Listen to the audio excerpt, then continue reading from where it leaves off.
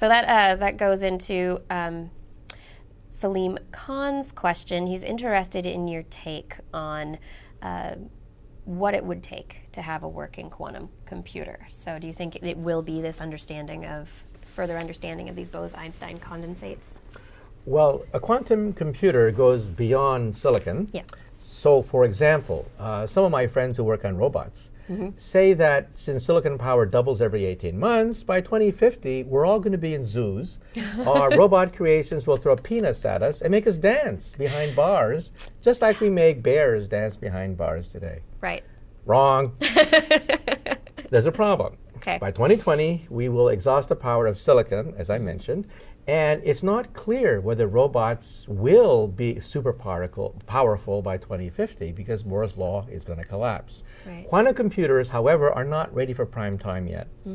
The world's record for a quantum computation with a quantum computer was set by IBM. The calculation was 3 times 5 equals 15.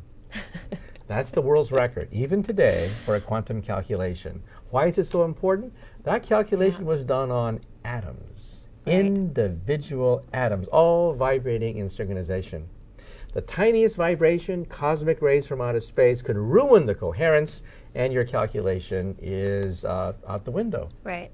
But we think that quantum computers could be the way of the future if we can master the problem of decoherence, impurities, a truck going by, vibrating, and all of a sudden your atoms don't vibrate in unison anymore. Or just radiation. So if we're Cosmic rays. if we're using computers, these quantum computers in the future, say in outer space, where their rays were not as protected, by our electromagnetic field like the planet Earth is, but out in space they would be decohered very easily. Right. So the good news to all of this is that maybe we won't have robots in 2050 that are smarter than us. But the bad news is we don't know what's going to replace silicon power. Maybe Silicon Valley will be replaced by a quantum valley if somebody masters the art of computing on atoms rather than computing on silicon.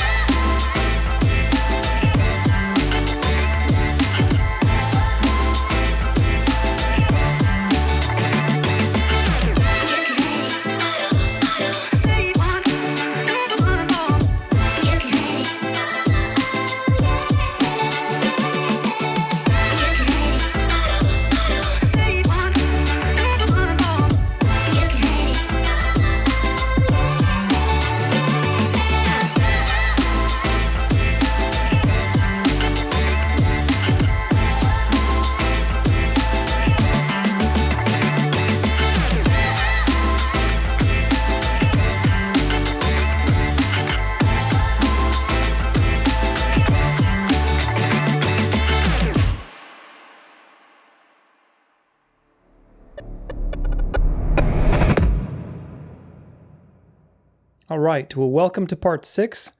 Now that you understand that relativity is nonsense and gaslighting, we can debunk another important aspect to this, which of course is the quantum stuff.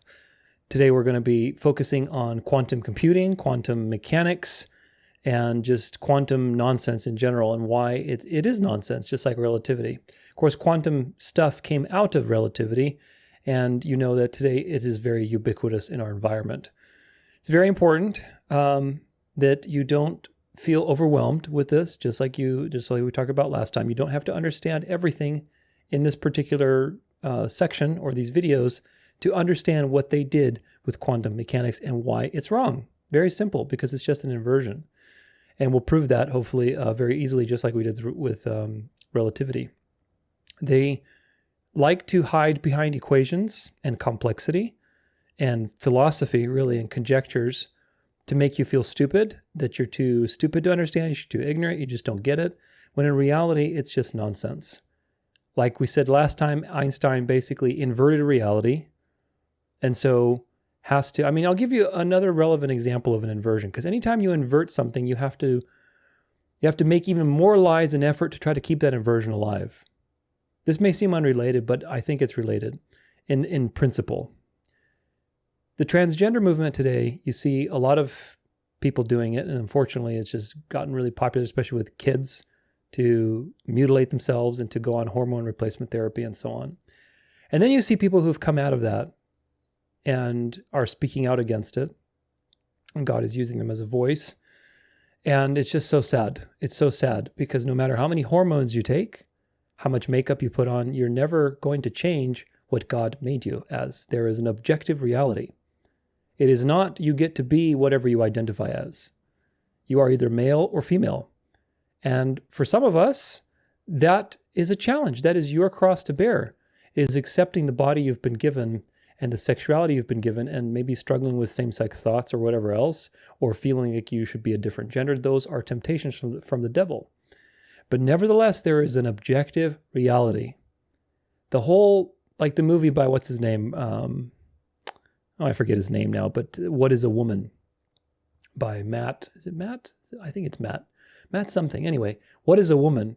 It was funny. Granted that I don't agree with him on a lot of things because he's Catholic and he's part of the new thing, but I thought the movie was well made in the sense that it exposes to you the ridiculous relativism of, well, I can just pick that I'm a female and suddenly now I'm a female. No, there is an objective reality. You are male or you're female, and that's what your genetic code tells you to do. If you're a female, you're going to create more estrogen. If you're a male, you're going to create more testosterone. If you try to suppress it with other means, you may create an appearance that maybe looks different, but your body is in constant misalignment to try to keep that appearance up. And most of the time, it's not convincing. So this is the problem with now quantum physics and relativism and so on. Einstein inverted reality and made a male into a female and a female into a male. He basically, instead of the ether, he made it empty space, and instead of a wave, he made it a particle. But it's not a particle and it's not empty space. And he's trying to continue. People are trying to force wave equations on something that doesn't make any sense. It's like these kids taking testosterone blockers or whatever, estrogen, and forcing a reality that doesn't exist. Yes, can they functionally kind of look like a female or a male? Yeah, sure, in some sense, maybe, but you're not going to change fundamental reality. And this is, hopefully that example gets the point across, which is that there is always an objective reality. And what they did in physics is they made it relative. It's still there, doesn't change objective truth, but they made everything relative, and they struggle and through all these confusing equations and things that ultimately describe wave mechanics. And you'll see more and more of that today as we get into it to debunk this quantum nonsense. But just to give you an idea of where we're going. So don't feel intimidated if you aren't that well versed in physics or in science. We're going to try to make it as simple as possible so that you can see, again, that Einstein, quantum, whatever, is all nonsense. It really is. It's all just a fraud. One big giant fraud to introduce the mystery religion, to bring the world under the beast, and to hide heliocentrism and make it unfalsifiable. My goal is to arm you with knowledge so that nobody, again, you don't have to know all this stuff, but you do have to know why it's wrong in the sense. What did the devil do and why was it important to the beast to have these things in history? So that nobody can say, well, relativity or quantum this or quantum that, and you can say, no, that's all nonsense. Like the channel, it's BS, right? So anyway, these particular sections today are going to be also very resource rich in the sense. So just like we did last time with videos, we'll watch some videos on quantum stuff. Again, don't have to understand everything, but do focus. Do focus. I'm going to do my best to comment in between or, do little wrap-ups for each video like we've done before so that you can have a perspective of it, even if some of that stuff is over your head. Don't worry. It's over my head too, some of it. And it doesn't matter. It doesn't matter. The point is that you see the delusion and the deception. And you can see that without having to have a degree in physics or having to go to school for physics studies. So I want to give you an article really quick just to give you an idea of how this is manifesting in the current events. This is from Physics World. And again, just to give you an idea of where now, 80 years later, 90 years later, whatever it's been, how this is manifesting into sorcery, which is why I called it quantum sorcery. This is from Physics World, August of 2024, very recent. Physicists reveal the role of magic in quantum computational power. You have this little graphic of quantum entanglement, which is nonsense. And then magic. Ooh, look at these little sacred geometry and pentagrams and all kinds of stuff going on here. Like, what is going on here? This is a legitimate physics article. Let's see. Entanglement is a fundamental concept in the quantum information theory. And let's see if we can zoom in. There we go. And is often regarded as a key indicator of a system's quantumness. However, the relationship between entanglement and quantum computational power is not straightforward. In a study posted on RZIV preprint server, physicists in Germany, Italy, and the US shed light on this complex relationship between exploring the role of a property known as magic in entanglement theory. Again, this is just a theory. These are not even theories, really, because there's absolutely no evidence that they exist. But anyway, the study's results have broad implications for various fields, including quantum error calculation, many-body physics, and quantum chaos. Quantum nonsense is what it should be called. Traditionally, the more entangled your quantum bits, your qubits, are, the more you can do with your quantum computer. However, this belief that higher entanglement in a quantum state is associated with greater computational advantage is challenged by the fact that certain highly entangled states can be efficiently simulated on classical computers and do not offer the same computational power as other quantum states. If this stuff doesn't make sense, don't worry. We'll make it make sense. This stuff is nonsense. But I want you to see where he's going with it, or she.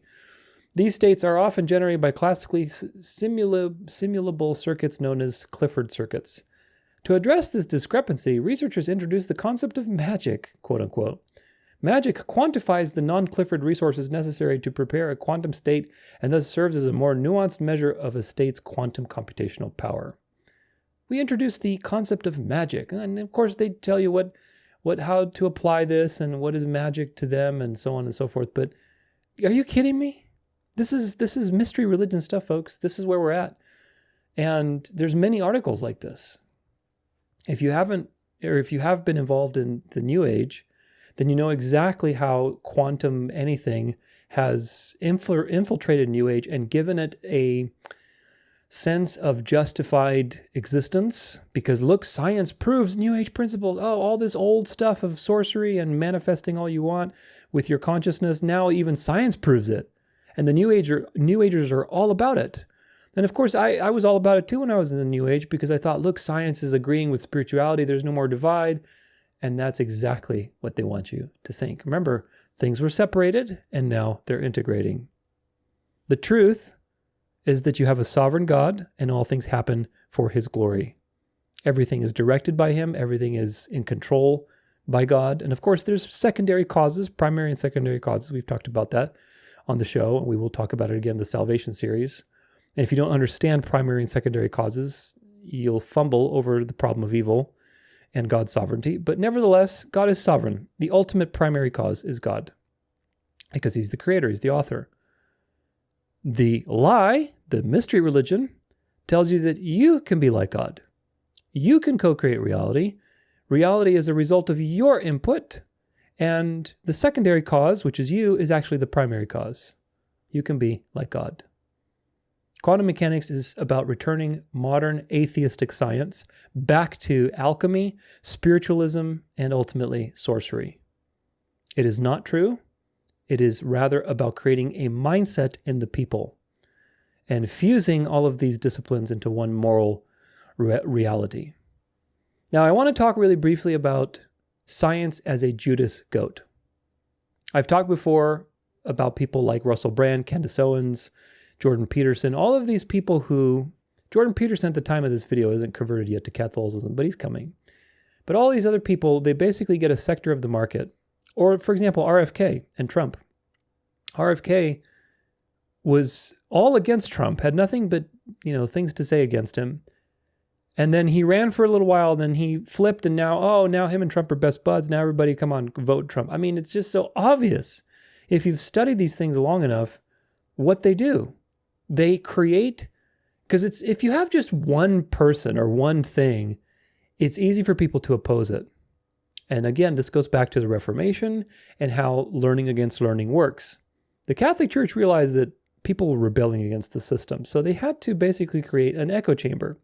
And part of creating an echo chamber is creating infiltrators and false converts and Judas goats that are basically working for the enemy, spies. Read The Art of War or watch my video in my End Time series on the French Revolution. A Jesuit translated The Art of War right before the French Revolution. That should tell you everything. And if you read that book, it's very obviously about the Jesuit general and the Pope. But either way, the point is, whether the Jesuits wrote it or not, or it was just some satanic work that the Jesuits appropriated to themselves, because again, the devil gave his throne and power and great authority to the Catholic system, to the papacy. Which one of those is right doesn't matter. The point is that the Jesuits implement practically everything in that book. And if you've read that book on spies and on infiltrators, and you read about people like, Billy Graham, all these people who are infiltrated people that seem to work for one side, but actually are working for the beast, it makes sense. It makes perfect sense. So people like Russell Brand, Candace Owens, had their sectors of the market, and then at some point, they're blackmailed, probably from the beginning if they want fame, and then they cash in that blackmail and they say, okay, time for you to flip. And now Russell Brand is all about Catholicism and Eucharist and saying the Rosary, and all of his New Age crowd that he roped in through his various... I think I'm going to sneeze.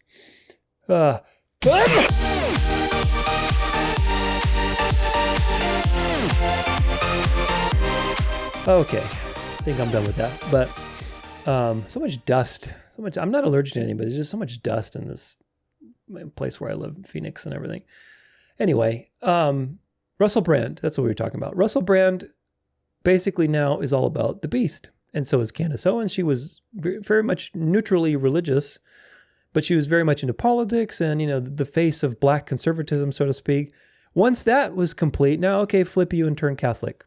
And suddenly now you're very militant Catholic and talking about exposing the Jews and all these things that she's doing. So very interesting that these things happen. And if you see that, you see a pattern throughout history, that the beast creates an echo chamber where other people are pointing back to her, back to itself, and validating the beast. So it seems like, oh, well, I guess everybody's pointing this way, so we should go that way.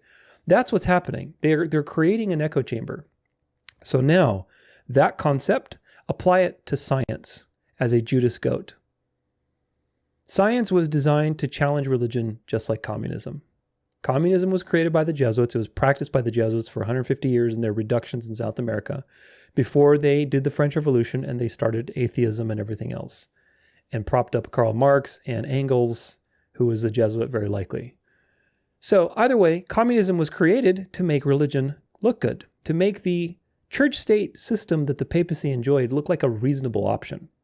That's why communism was created. Communism is crazy. And of course it's crazy because it's the bad cop that leads you back to the good cop. The same thing happened to science. They divorced science from spirituality, whereas, of course, all the people you saw in figures in science were all mystics. For the most part, you had a few hardcore atheists, but this is the thing. A lot of them were very mystical and they had their own religion, let's put it that way. So science was divorced from religion, or I should say spirituality, so that at the end, it could return, just like government, just like everything else, return back to Rome into one mystery school, one mystery religion manifested in the world as a religio-political reality, which is what the Bible warns you about. So what happened with science? Well, science, by divorcing itself from religion, from spirituality, it gained the trust of the people. Do you see the clever thing? Just like they did with Copernicus, where the Catholic Church appeared to resist Copernicus's ideas for 200 years or whatever it was. And then finally, they agreed to it. And so now there's consensus. Well, why was that significant? Because they basically created the echo chamber. So that by the time the Catholic Church stepped into the light of reason on the heliocentric model, there was already an echo chamber. So anybody who wanted to continue to protest the Catholic Church at that point, you're going to look like an idiot. That's exactly why they did that. The same thing is with science. They divorced science from spirituality to get people to believe in a false Christ, basically a false savior. Science is the savior of some kind. Today, people believe that science has the answer to everything. It's a false Christ in that sense. And just when the momentum is critical, science will become moral again and turn back to spirituality. And of course, who controls that spirituality? The beast. Do you see how science can become a Judas goat? Not can become, it is a Judas goat. Science was designed to bring people back to this mystery religion, which is what it's doing now through the article that I read to you and all the sorcery that's happening today through all this quantum nonsense. So it's now time for science to go spiritual through things like transhumanism, bionic things, robots, quantum nonsense, quantum computing, which if you'll see, quantum computing is nonsense. It doesn't exist. It's just a dialectic designed to move the plan forward. Quantum mechanics is one of those threads, just like climate change, just like relativity, just like everything else. It's all related, folks. And you'll see hopefully how all these roads lead to Rome. So, like before, we have some videos to watch. And again, if some of this stuff is over your head, don't fret. We're going to try to explain it as much as possible. And the end is to see the deception, because the deception is easy to see. Once you see it, you can't go back. All right, this is going to be, let's try. This is Debunking Quantum Mechanics, Beginner's Overview. Same channel, it's BS on YouTube. This video will explain how quantum mechanics is And he's speaking a little faster, so let's do 1.25. wrong. Anyone can understand what quantum mechanics is about, so here is a simplified explanation. First of all, it is a part of physics that describes how an atom works. There are only two particles that you need to know about. One is the photon, which is a particle of light. The other is an electron, which can be considered a particle that moves electricity. And finally, we have the electromagnetic field. Now you can see that I have classical and Einstein called out specifically in this description. The classical means that I'm not talking about a quantum electromagnetic field. Classical fields are represented by smooth, continuous flows of force, and quantum fields are represented by pixelated, discontinuous fields of force. And I mentioned Einstein here because There's no such thing as a quantum field, by the way. There are fields, there are waves. We live in an electromagnetic universe. Everything is continuous. Nothing new age here. This is just reality. We live in an electromagnetic world with fields. And there's a lot of interesting science in that regard, but of course that science has been suppressed. his special theory of relativity removes the medium that electromagnetic waves propagate through. This becomes very important to this discussion, so give me a second to elaborate here. Air is a medium that allows waves of sound and enable us to communicate. If you remove the medium, you have nothing to wave. Like if you removed all the air from your room right now, you would not be able to hear me because the sound waves couldn't propagate through the air medium. So Einstein removed the medium that electromagnetic waves propagate through, and he replaced it with the speed of the photon particle. And then he made everything else warp and bend around the speed of this photon particle. So now we think about these electromagnetic fields as fields of mathematics. If you ask what is waving when we talk about waves now, it's waves of math. Now I know that sounds weird, but this is the result of Einstein's thought experiments, which most people don't seem to have a problem accepting. And finally, the forces that we are talking about are just basic attraction and repulsion. So really it is this simple. You do not need a complex and deep understanding of quantum mechanics in order to figure out why it's wrong. And speaking of why should you spend your time to try to understand this? Now, if you're already skeptical of quantum mechanics and modern physics, you probably don't need this slide. If you watch popular videos on quantum mechanics, you might hear how it's weird and counterintuitive to understand. So then why would the best description of how nature works be weird and counterintuitive? This is what Because it's Antichrist, where the Bible tells you the creation is good, it's beautiful, it makes sense, it's harmonious, and the Antichrist explanation tells you, oh, it's just weird, doesn't make sense, it's contradictory, it's confusing. Our God is not a God of confusion, folks. So that alone, again, you don't have to be a physics nerd to know that. If you know that God is not a God of confusion, and somebody's telling you that fundamental reality is confusing and contradictory, that's not the voice of the Holy Spirit. That's the voice of the Antichrist. I want to help you figure out. You might also hear that it's okay that you don't understand it because even the best physicists like Richard Feynman didn't understand it. This type of quote here is generally associated with something that Richard Feynman said. So let's watch the original clip. There was a time when the newspaper said that only 12 men understood the theory of relativity. I don't believe there ever was such a time. There might have been a time when only one man did, because he's the only guy who caught on before he wrote his paper. But after people read the paper, a lot of people kind of understood the theory of relativity in some way or other. But more than 12. On the other hand, I think I can safely say that nobody understands quantum mechanics. So you can see that this quote in context is that it's part of a joke, but there still is some truth behind this joke. So the reason why quantum mechanics is weird and counterintuitive is because it is wrong. And when I say wrong, I mean there are mathematical mistakes and logical contradictions or paradoxes that are built into the foundation of this physics. And the failure to build a quantum computer will help prove this. Yes, they are fake, and the reason is because quantum state superposition is not real. Quantum state superposition is the Achilles heel for quantum computers. If this doesn't work, then quantum computers will fail. So this statement right here is pretty much the punchline on why quantum mechanics is wrong and why quantum computers will never work. And finally, this will serve as an example of why you can't just believe in science or scientists. You should be able to increase your own understanding enough to where you can question paradoxical or logically contradicted statements, such as wave-particle duality, and complex math can be quite intimidating. But just realize that math is a way of describing a concept or a set of concepts that you can understand. So let's focus on the photon light particle. This is absolutely the biggest problem with quantum mechanics. The simple question that you can ask any physicist is, what is the definition of a single photon particle? It sounds easy enough to answer that, but I'm telling you, there is no answer because of this. The standard definition for a photon is based upon its energy, or E in this equation. And the photon's energy is proportional to its frequency, or F in this equation. And the kicker here is that this equation is a wave equation.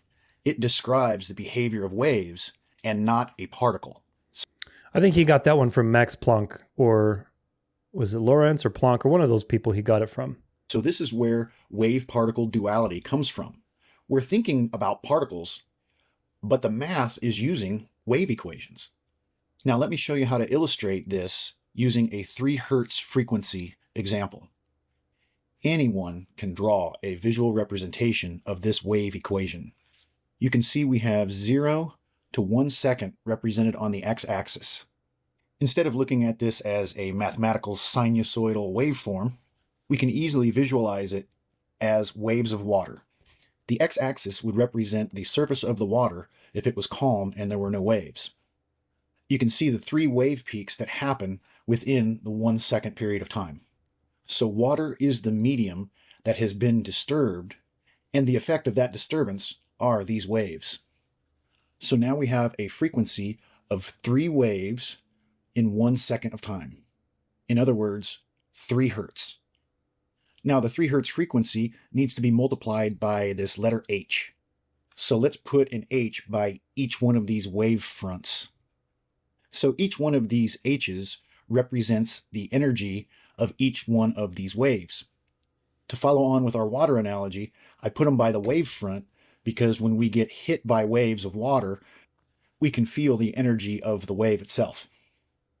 Now, if you're to think of this as a particle of light or photon, you would somehow have to stretch this photon to be 1 second long in order to encapsulate the energy of this wave equation. So do you really think that photon particles are 1 second long? Because 1 second at the speed of light is 300 million meters, which is basically from here to the moon. If scientists use this equation to define a single photon, then I hope you can see that they've gone off the deep end. And I hope you can see how you can easily debunk this idea. And there's no question that this is an embarrassingly simple mistake. Mainstream science generally tells us that Einstein's explanation of the photoelectric effect proves the particle nature of light, or the photon. This is not a correct statement, and I go into much greater detail in this video called The Quantum Flaw.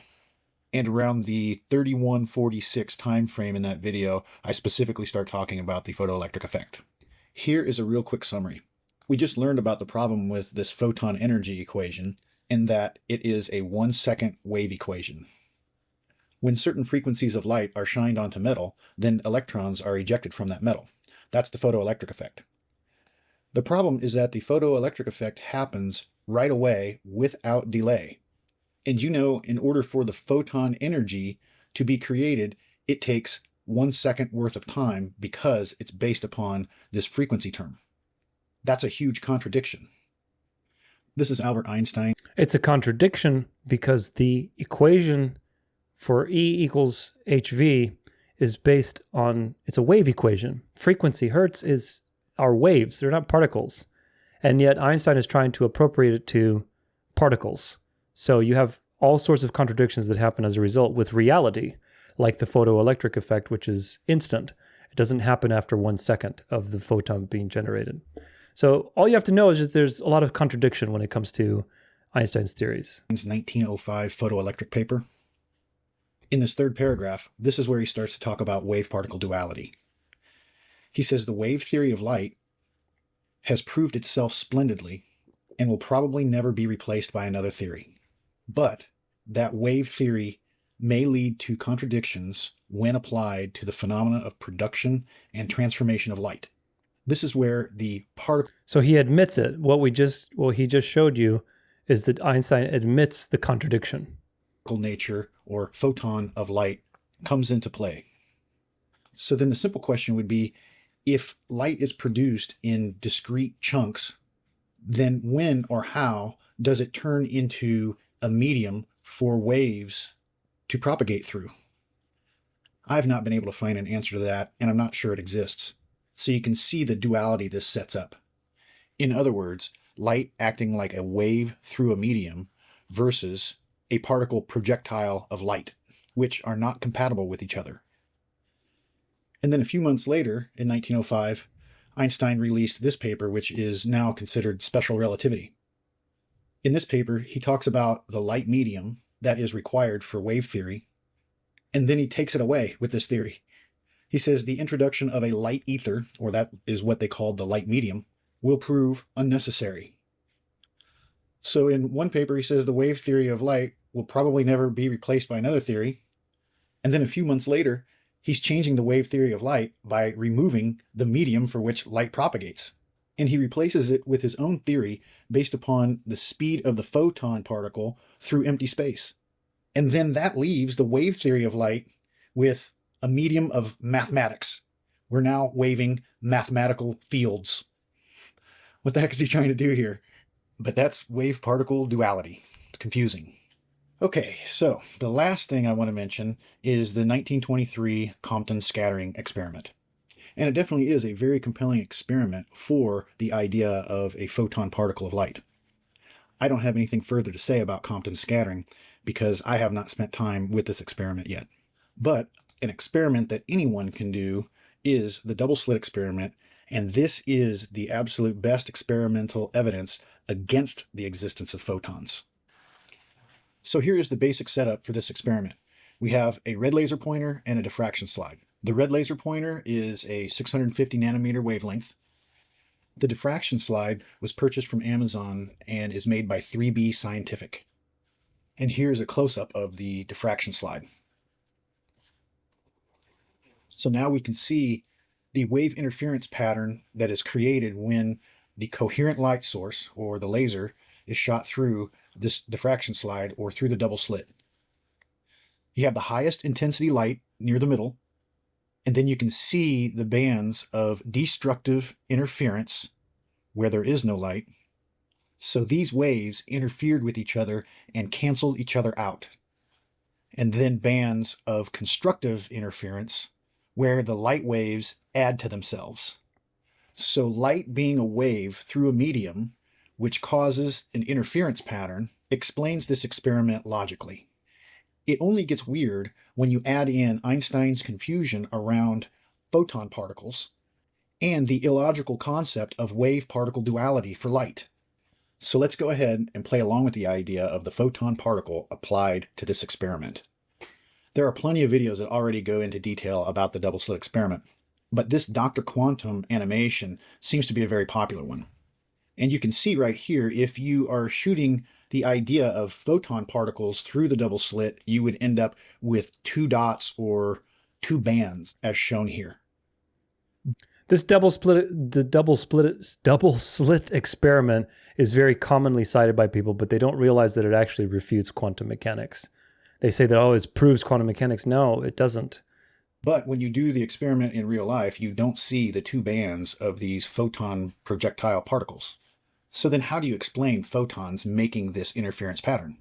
It is because the photons are in a quantum state superposition. And while in that state, a single photon can pass through both slits at the same exact time and interfere with itself. This allows us to see the photon particles in an interference pattern like this because it is in a quantum state superposition at this time. So if the photon's quantum state superposition were to decohere right now, then it would go back to the 2 blobs that we saw on the Dr. Quantum picture. As you can see, this is some of the quantum weirdness that people talk about. Sure, it's weird, but it's because it's wrong, not because this is how nature works. So from a particle perspective, you're looking at a fully cohered quantum state superposition of photons. What I'm going to do now is add more noise to this environment to try to decohere this quantum state superposition of photons. Now, why would I do this? This is why quantum computing is not working, is based upon noise in the environment. Quantum computers are not working because they are having trouble maintaining quantum state superposition. And their reasoning is because there is external noise in the environment that is decohering the superposition that they're trying to maintain inside these computers. Superposition, just a real quick note, asterisk, is the idea that the particle can be in 2 places at once, or one particle can be in 2 places at once. And basically, when you observe it and you measure it, then it suddenly instantly appears in that one space. But until then, it operates like a wave, sort of. That's the wave-particle duality, which of course is nonsense. It's absolute nonsense. That's not how reality works. Reality are waves, and they're trying to treat particles like waves because, again, everything we talked about, all the incentives to do that, to hide the truth. So why am I able to maintain this quantum state superposition of photons? And you notice that even though he's adding interference with that contraption, it's not decohering the light, because light is a wave. If they were particles, then it should change the light, but it doesn't. So someone that understands the story of quantum physics would probably think I'm an idiot for using a heat gun, because in order to collapse the quantum state superposition, I need to measure the photons, not try to heat them up. So if you try to measure which slit the photon passed through, then that will collapse the photon's quantum state superposition. It makes sense because somehow photon particles of light know when they're being measured. Yeah, sure, right. This is confusing because it's wrong. I want to mention these variations of the double slit experiment because they seem to be very popular. First of all, the which way did the photon go experiment was a thought experiment. Try to find a single photon detector that can detect which side a single photon went through. Again, try to find the definition of what a single photon is. None of this exists. Remember, the basic formula is based on a metric that considers time in seconds. E equals HV, or HF, I forget which one it is, but either way, the metric is based on the unit of time is a second. So how can you measure a photon based on a unit of time of a second when a photon supposedly, remember, photons don't exist, but supposedly if they did exist, light would travel, however many, 300 trillion meters in a second. So photons would be, huge. It's nonsense. It doesn't work. You might see some of these experiments using polarizer material to mark photons as they go through each slit. But this is physically interfering with the light waves. It has nothing to do with photons. As light passes through the material, it can slow down or be absorbed, which is physical interference, not a measurement. And then the quantum eraser variations that I've seen rely on quantum entanglement. Quantum entanglement requires quantum superposition to be a real thing. So we're just going further off the deep end with these experimental variations of the double slit experiment. And for the final item in this section, I want to show you where the quantum mechanics user manual is so you can read more about this principle of quantum state superposition. Paul Dirac was one of the original founders of quantum mechanics. This is the third edition from 1948. His book starts with the principle of quantum superposition because this is the concept that makes quantum mechanics what it is. It's also the same concept that quantum computers are completely dependent upon. I want to pick out a few statements from this section that confirm my quantum mechanics description of the double slit experiment, just in case you thought I've gone off the deep end. I want to highlight here that he says a fraction of a photon is never observed. Here he mentions that the principle of superposition of states, or quantum state superposition, is one of the most fundamental principles of quantum mechanics. Here is the section on photons interfering. We must now describe the photon as going partly into each of the two components into which the incident beam is split. Each photon then interferes only with itself. I told you, it's crazy. So this paragraph kind of sums it up, that the superposition principle cannot be explained in terms of familiar physical concepts. So this is an entirely new idea that you've got to get accustomed to, and one that you need to build up an exact mathematical theory, but forget about any detailed classical picture, or I could just say real world picture. You can read this entire section and come up with your own opinion, but what this tells me is forget everything you know, believe these new ideas that are based on math theory. Quantum mechanics is a belief system that's based on math, and quantum computers are based on quantum mechanics. Okay, so that is the end of the first part. All right, so now let's read a little bit about Paul Dirac, who was one of the founders of quantum nonsense. And he had a lot of things to say about religion. This is Paul Dirac on God and religion. And this is on Medium by a guy named Sunny Lab. I'm going to make this piece no nonsense and straight to the point. Everybody knows Paul Dirac as a great theoretical physicist who had groundbreaking contributions to the development of quantum mechanics and quantum electrodynamics. But we've talked about that part in our earlier pieces. In this short piece, I shall be discussing about Dirac's views, or better say, brutal views on God and religion. I shall take the reference of words presented by Dirac himself at the 1927 Solvay conference, where the scientists were discussing about the religious implications of the newly pioneered quantum theory. He said, quote, "I cannot understand why we idle discussing religion. If we are honest, and scientists have to be, we must admit that religion is a jumble of false assertions with no basis in reality. The very idea of God is a product of the human imagination." He believed that discussing religion was a waste of time and that it was a false belief system with no basis in reality. He stated that the concept of God was simply a creation of the human imagination, born out of the fear of the overwhelming forces of nature by primitive people. However, with the advances in science and understanding of natural processes, he felt that there was no need for religion. And here he is, the very idea of God is a product of the human imagination. He found it hard to understand how the belief in an almighty God could help in any way, and believed that it led to many unproductive questions about the existence of suffering and injustice. He thought that religion was still taught then only to keep the lower classes quiet, as a peaceful and satisfied population was easier to govern and exploit. Here's the complete statement by Paul Dirac, and so on and so forth, where he talks about the church and so on. And of course, this is all by design, folks. Remember, the beast created communism, created atheism to make itself look good. And in the process, people like Paul Dirac were very deceived by the devil and puppeted.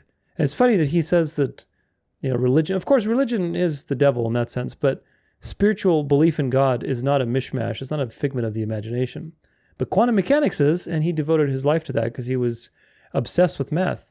So much so that it was his own religion. Take a look at this. This is from NPR. Physicist Paul Dirac is the strangest man. It's an interview on October 2nd, 2009. And hopefully they kept my highlight here because sometimes there it is. Gotcha. This is an interview, and this person, Dr. Formello, says, the key thing here, in my opinion, is that what Dirac believed more than anything else, right, is that beauty is the lodestar of the fundamental theories of nature. That he believed that fundamental theories advance from one to the next, each subsequent theory being more beautiful than the one preceding it. This to him, and I quote now, he's quoting Paul Dirac, was like a religion. So did Paul Dirac, was he against religion? No, he wasn't. He was against God because he had his own religion of numbers and theories and idolizing the beauty of nature. He's worshiping what? He's worshiping the creation rather than the creator. Is there anything new under the sun, folks? No, there isn't. Moving on. He said at one point that for him, the beauty of the mathematical equations was more important than the agreement they give with the experiment. Isn't the whole point of an equation to reflect reality? So for him, it was just he had this abstract idolatry of the beauty of math, and so much so that he was deluded. He was deceived into believing a lie. It's a very controversial statement. Yeah, it is a very controversial statement because it tells you exactly, just like we saw with those other people who started quantum physics and the people in the early 1900s, they're all very deceived, deluded people. Just like with relativity, quantum mechanics is full of contradictions, gaslighting, fuzzy math, conjectures, and philosophy.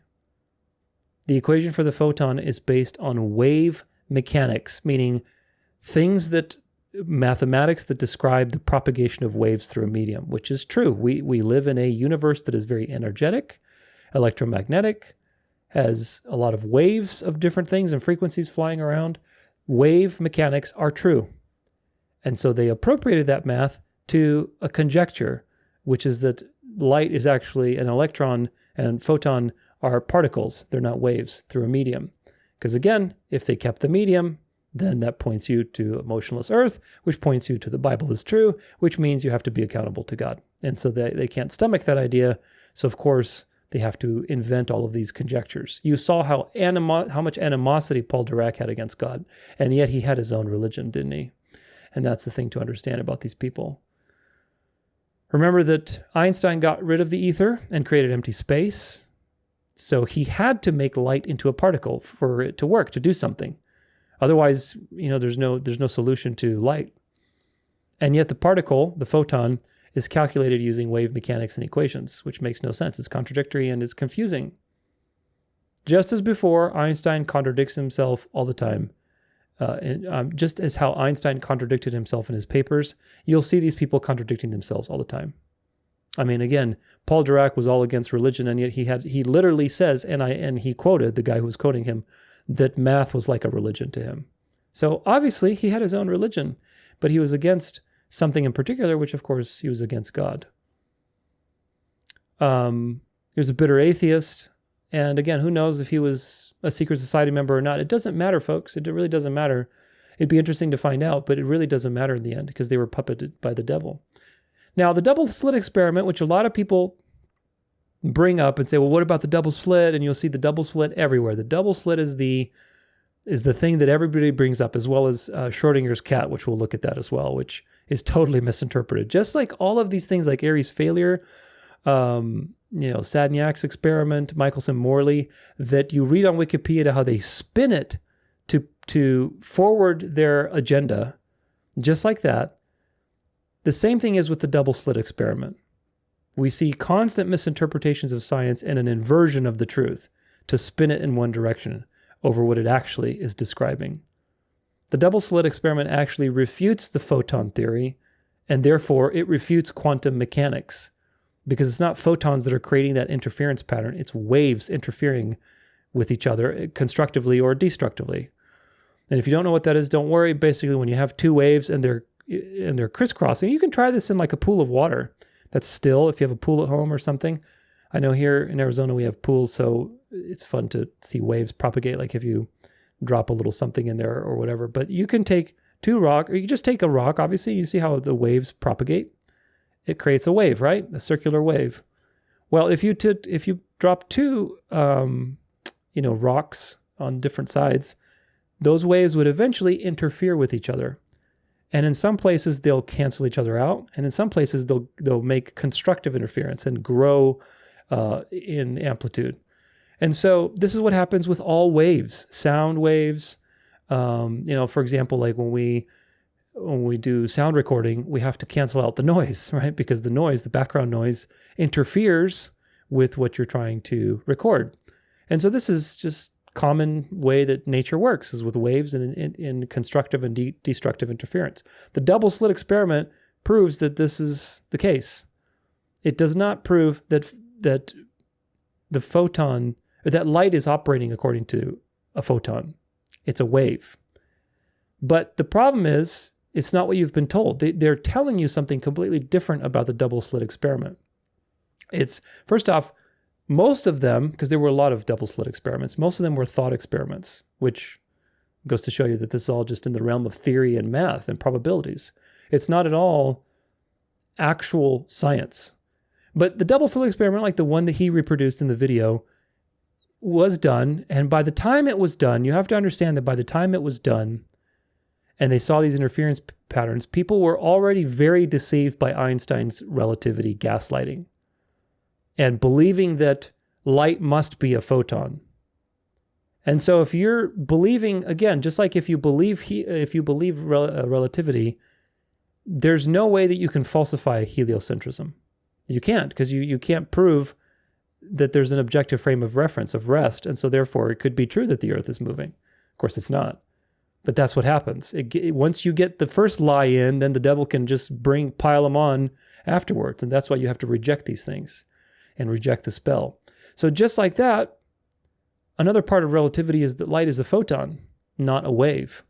And so by the time they did these double slit experiments, the ones they did do, people believed that light was a photon and believed in relativity, and were arguing back and forth about what it means.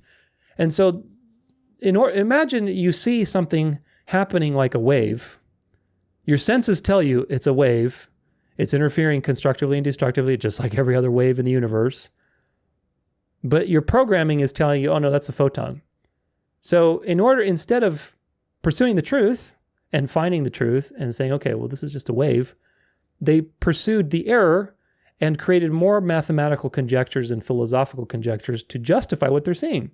Oh, no, it's a particle, but the reason it's behaving like a wave is because of quantum superposition, meaning it can be in two places at once until you measure it, i.e. it's acting like a wave. Well, isn't that convenient? Again, it's one of those things where if you believe it, then you can't falsify the theory. If you believe in quantum superposition, which is nonsense, because the world does not work that way, the fundamental aspect of our reality, folks, is that two things cannot coexist in the same space at the same time. Okay? That is a rule of the physical universe. Okay? If I'm here, I can't be here and there at the same time. So this is the thing. But of course, in the quantum world, you can do anything you want. And this is why it's just sorcery. It's nonsense. It's designed really to confuse you. So it's very convenient. Again, if you believe in quantum nonsense and superposition, then of course you can't falsify the idea that when you're looking at the results of this double slit experiment, well, maybe it is photons just behaving like waves. What are you talking about? That's nonsense. There's no such thing as wave-particle duality. It's a wave. But again, people were brainwashed by the time this happened. And so, they misinterpreted the results. And ever since then, people have been misinterpreting it because everybody's been fooled and duped by this false sign and wonder of Satan, which is quantum mechanics. Notice the gaslighting. They say that the particles are in an impossible state, basically two places at once, until you measure them. Meaning there's no way to falsify the experiment because you can never measure or observe the thing that they're claiming is working. You understand? You can't measure superposition because the moment you supposedly measure the superposition, it collapses the quantum state and it goes one way or another. Do you see the gaslighting? So you have to just believe it. There's no way for you to measure it. There's no way for you to have empirical evidence of it. That's why there's no empirical evidence of any of this stuff. It's all theory and conjecture and math. And you just have to believe it. It's a mathematical spell put over people's eyes. And of course, we'll talk more about superposition later, but I want you to start to see the gaslighting. It's gaslighting. And unfortunately, people who are really neck deep in physics and into this kind of stuff are so brainwashed by tradition, by the tradition of science. Remember that paper by Dr. Oleg or whatever it was, about how science is mysticism because of tradition and hanging on to traditions. And you talk to anybody who's super indoctrinated with physics and engineering and these kind of things, and they will just parrot what they've heard rather than thinking critically. You don't have to be a science nerd to realize that this stuff is nonsense. It is total nonsense. I want you to also notice the mystical spirituality underneath it. Because again, this is a spiritual belief system. It's not a scientifically, empirically derived idea. It is a mystical spiritual paradigm. It's sorcery. The particles know, quote unquote, when they're being measured because of what? Because they're conscious? Remember all those occultists who believe in the atom soul, like Tsiolkovsky, the Russian occultist, who believed that everything had an atom soul. And of course, as a result of that, you had reincarnation and pantheism and worshiping creation. Are you seeing a trend? It's nothing new under the sun, folks. It just seems scientific, but it's not. These are philosophers, occultists, mystics. This is a religious paradigm having the appearance of science. So don't let it get to you. Notice that this stuff is just fakery and nonsense dressed up in very confusing mathematics and really philosophy. Okay, this is now quantum entanglement, the paradox. Let's see. This is the 4-page. A lot of these are on chipmunk mode because I was listening to them faster. Paper that describes the extremely overhyped idea of quantum entanglement. It was written in 1935 by authors Einstein, Podolsky, and Rosen, and is commonly referred to as the EPR paradox. The purpose of this EPR paper was to use the math of Schrödinger's wave equation and disprove Heisenberg's uncertainty principle. The uncertainty principle is one of the core foundational papers of quantum mechanics, and Heisenberg tries to convince you that the world is inherently indeterministic. Remember that and put a pin in it. Heisenberg tries to convince you that the world is inherently indeterministic, because we're going to come back to it. In other words, it is impossible to accurately predict what is going on in the world of atoms. We will come back to Heisenberg's paper later, but now let's look at a visual representation of what the EPR paper is describing. Schrödinger's equation describes how wave systems move. For example, you can think of this as a wave on the surface of a lake. Now forget that idea because quantum mechanics hijacked Schrödinger's equation. They want you to think of this as a wave of math, or specifically a wave of probability. So now we take the idea of electron particles and force them into a wave equation. And these waves each have their own wave equation associated to them. Now we take this two-particle system and continue to evolve it over time. At this point, the two particles begin to interact and create what is known as a quantum state superposition. So going back to the EPR paper, we have a two-particle system that came together and interacted in the quantum state superposition. And now we will move this system forward in time so there's no longer any interaction between the two parts. So let's evolve this forward in time. And now we have the two parts separated again. So that's the basic logic behind the setup for this bug. We started with... So they use wave equations. Like you saw the animation, it was two waves. Let's say they go into each other and then past each other again and back away from each other. That happens in nature. They're forcing that math onto particles so that when the particles collide, somehow they superimpose on each other, even though that's not possible. And then they get separated again. Now you have basically quantum entanglement, meaning you can measure one of these and you know the position of the other one without having to observe it. So you're kind of hacking the system. It's just total nonsense. You're dealing with waves, but they're describing it in such a way that's just absolute nonsense. Two separate equations, and then when they interacted, and this is the key, we can then combine those two separate equations into a single equation. This is where the bug begins, because we now have a single equation that represents two separate particles. So then after the interaction, the combined system can then be calculated. So this is the system after the interaction, and here is how you exploit the bug. You measure only one of the particles in this two-particle system. Now, because you've measured only one particle, but this entire system is represented by a single equation, that means that this particle must collapse into a determined state. So the measurement of that single particle caused the entire wave equation to collapse. Now remember that one of the two particles was never directly measured or directly disturbed, and this becomes very important when it comes to disproving the Heisenberg uncertainty principle. Then the EPR paper goes on and describes, using math, what we now would consider quantum entanglement. And they finish the section by relating it directly to the Heisenberg uncertainty principle. What this is saying is that you can take a measurement from the first system and then use that information to plug it into the entanglement math. Then that will tell you what the second system is doing, without in any way disturbing or measuring the second system. Okay, so at this point, who cares? The EPR paper says all of this stuff, but what does it really mean? This was a direct attack on quantum mechanics and what we now call the Copenhagen interpretation. Paul Dirac was one of the main contributors to the Copenhagen interpretation. He was a skilled mathematician, and 2 years prior to the EPR paper, he had won a Nobel Prize for his work in quantum mechanics. Let's look at how Dirac responded to the EPR paper with this Niels Bohr interview that occurred one day before he passed away. So the interviewer commented that this paradox provoked a great stir among physicists. Dirac said several times, "Now we have to start all over again because Einstein has proved that it does not work."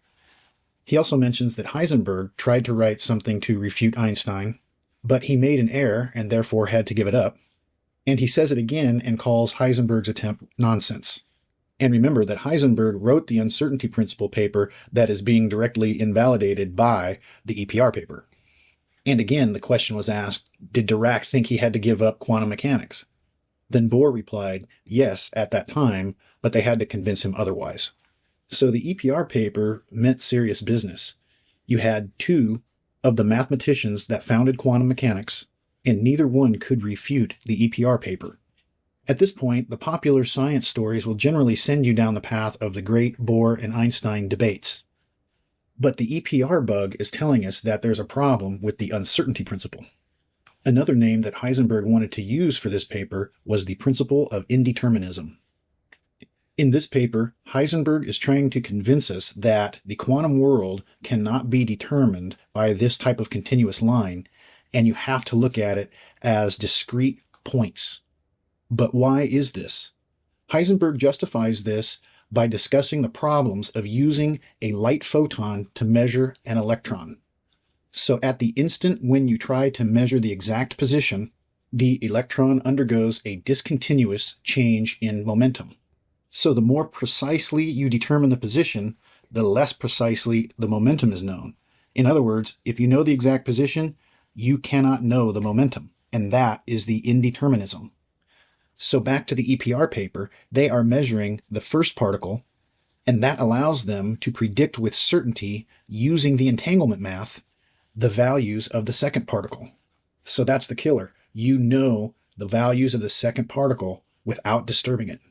So EPR is a workaround for Heisenberg's requirement that you disturb the system when you measure it. Let's look closer at how Heisenberg came up with that idea. He is using a gamma ray microscope to determine the position with as much accuracy as you want. The idea is that the gamma ray photon smashes into the electron, and that is what causes a discontinuous momentum in the electron, or that's what disturbs the electron. The next sentence is the exact bug for this paper, saying that the change in momentum is greater with smaller wavelengths of light means that he is using the 1 second photon energy per wavelength flaw. He is using Einstein's photon flaw to justify the indeterminism, or the discontinuous changes in the path of the electron. So this is where he uses Einstein's idea of high-energy photons and his own idea of indeterminism. He is trying to figure out the orbit or the path of an electron in a hydrogen atom. You shoot a single gamma-ray photon at the electron, and that ejects it completely out of the hydrogen atom. So the path of an electron has absolutely no meaning, and it cannot be determined. So you can see here that Heisenberg's uncertainty is based on the idea of Einstein's high-energy photon flaw. This summarizes the problem with Heisenberg's uncertainty principle paper. If you don't understand the issue with this equation and what I'm calling the Einstein photon flaw, then you can take a look at these two videos on my channel that will help describe the issue to you. This one is the short version, and this one is the longer and more detailed version. So this is what the EPR paper is really trying to tell you. And as you can see, it is a really crushing bug report. And to quickly review, the quantum state superposition is what creates the ability to measure a single particle and collapse a pair of particles in the same wave function. The entanglement math allows us to invalidate the Heisenberg uncertainty principle. And then in his paper, we see the high-energy photon idea that is supposed to create indeterminism. But since it doesn't do that, then that leaves us with the Born rule. This is where Max Born started the idea of indeterminism and probability and quantum mechanics. Max Born hijacked Schrödinger's wave mechanics equation, then attached his own meaning of probability and indeterminism to that equation. It was that idea that created quantum state superposition, which is not real.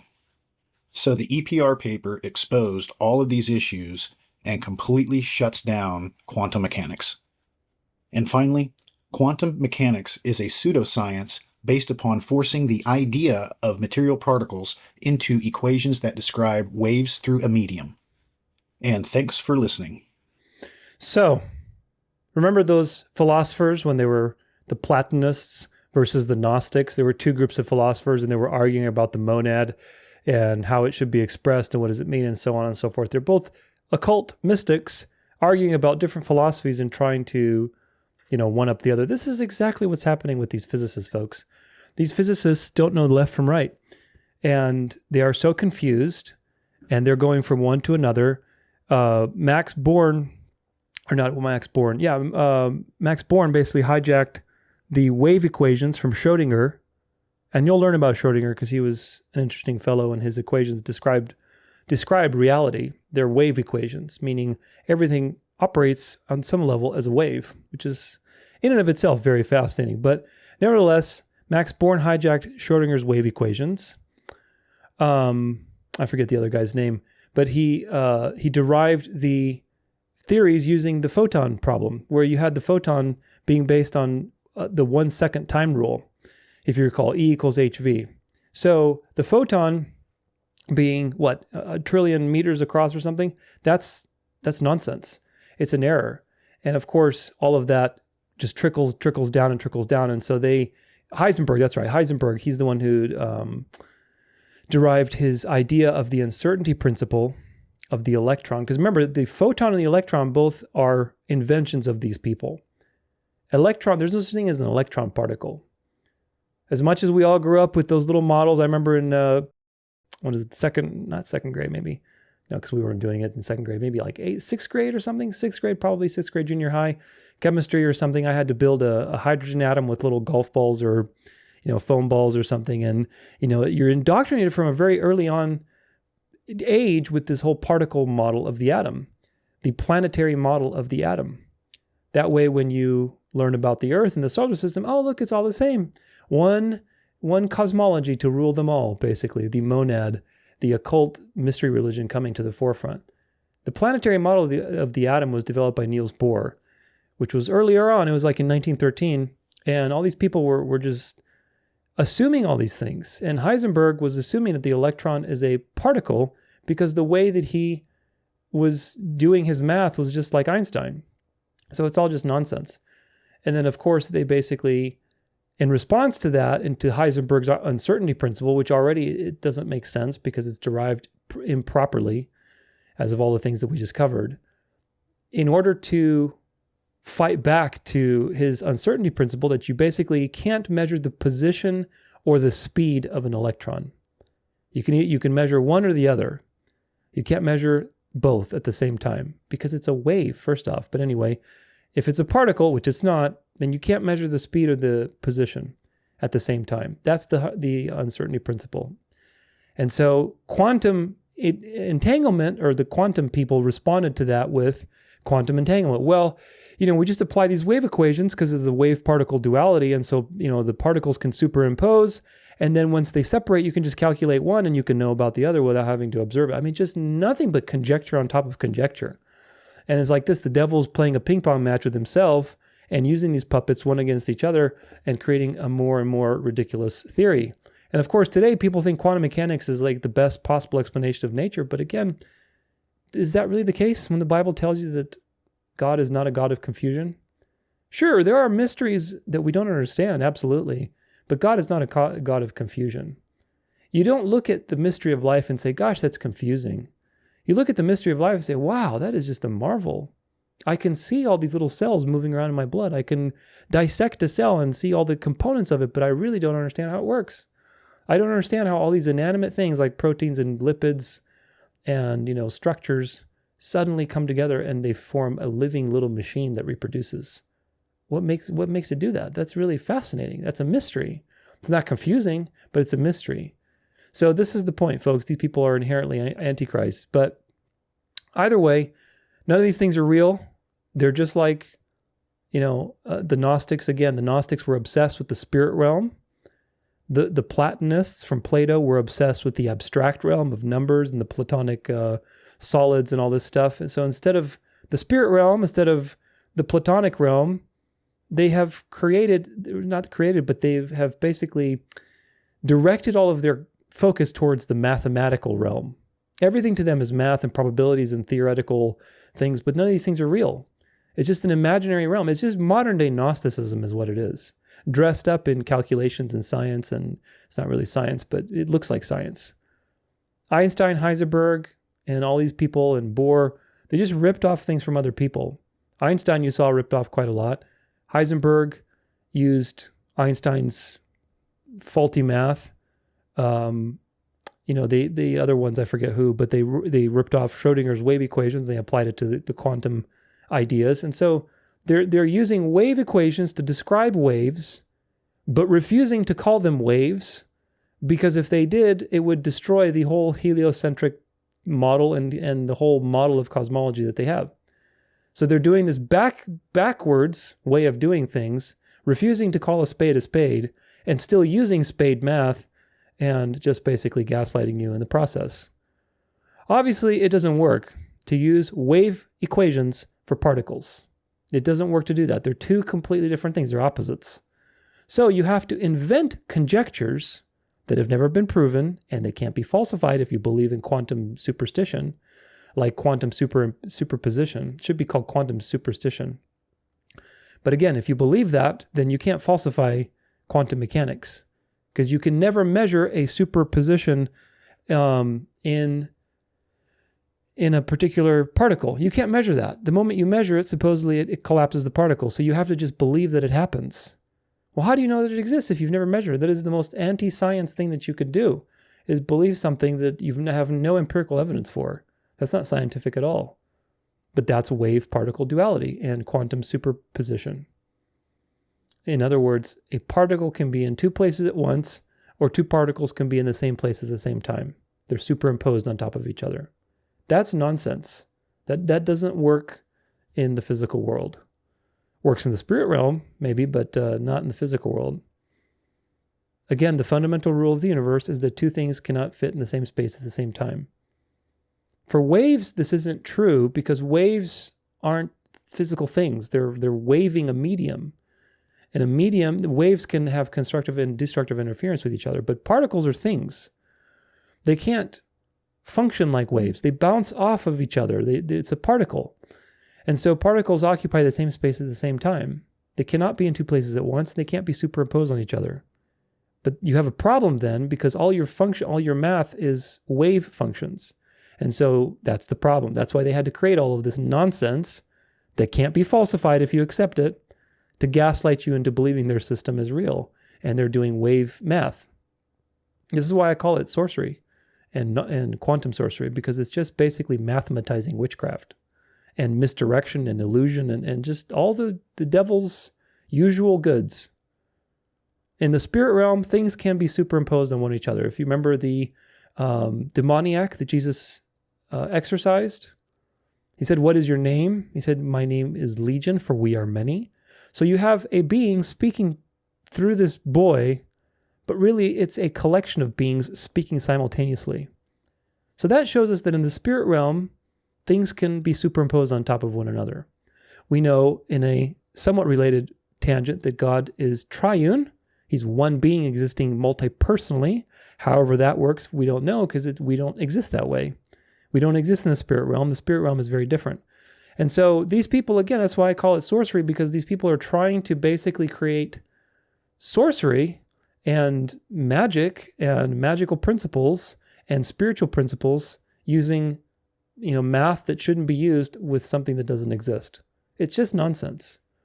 Notice the underlying philosophy of these quantum equations and quantum ideas and quantum beliefs. Just like Einstein attacked God with no absolute frame of rest, Heisenberg attacks God's sovereignty by saying that the fundamental universe cannot be determined. It is not deterministic, it's undeterminable. What does that mean? That means that the fundamental universe is chaotic and confusing. Whereas what the Bible tells you is that God sits, he's the Most High, he sits above the circle of the earth, he looks about it with no concern, he's not worried. He's declared all things for his glory, and they will happen at exactly the time that he says they will, which means that they are determined. So again, you have the spirit of Antichrist speaking through these false prophets and these deluded people and deceiving many people along with them. But this is the foundation of the forbidden fruit. The three main threads of the forbidden fruit are that you can't trust God's word, you can't trust God's character, and God is not sovereign, you are sovereign. Hopefully you're seeing these threads coming through all of this scientifically, gobbledygook, as Malcolm Bowden would put it lovingly. You can't trust God's sovereignty because time is relative. There are multiple dimensions. You can go back in time. Everything is, left or right. You don't know what left or right is. God is not sovereign. You're the one who's determining what is up and down. And of course, the world is not determined, so don't believe that. Don't believe that there's some overarching determining primary cause, because the fundamental reality you just don't know. It's superimposed. It could go left or right. It really depends on you observing that reality and creating it. This is the forbidden fruit, and it's manifesting itself through science. And if you understand what the forbidden fruit is, you don't need to be a science geek to see it manifesting through these people. Again, it doesn't matter that you know everything in these videos. What matters is that you see the pattern. And that's my goal today, is really to document the pattern. The Bible says that God declares the end from the beginning in many places. One of them is Isaiah 46, 8 through 11. And of course, as many questions as that may bring up for you, as uncomfortable as that may make you feel, I encourage you to rejoice in it, because that is the basis for the good news. The good news of the gospel is not anchored in the fact that you are sovereign and you can make a free will choice to approach God. If that's what the gospel is anchored on, then we are all screwed, my friends. Because if you can make a free will choice to approach God, that means you can also make a free will choice to leave God and be lost forever. That means that the greatest possible outcome in the universe is dependent upon a fragile, influenceable, weak flesh of the human mind. And that's not good news at all. Better to not even heard the news at that point and die in your ignorance if that was the news. But thank God that's not the news. The good news is that you can rest in the perfect work of an omniscient, omnipotent God who sits above all things, who looks down with total peace, knowing that his word will not come back empty-handed, that he achieves all his purpose at the time that he says that it will happen. He is in complete control, that even if the evil things in your life you don't understand, that he is working them for the good. That is what the gospel rests on. And since the very beginning in the Garden of Eden, the devil has attacked that security. He's attacking it today through multiple means, whether it's science or spirituality or religion or whatever else. There's always some angle that the devil is attacking God's sovereignty, God's word, and God's character. Those three things will always be a pattern that you will see, and sometimes all three of them.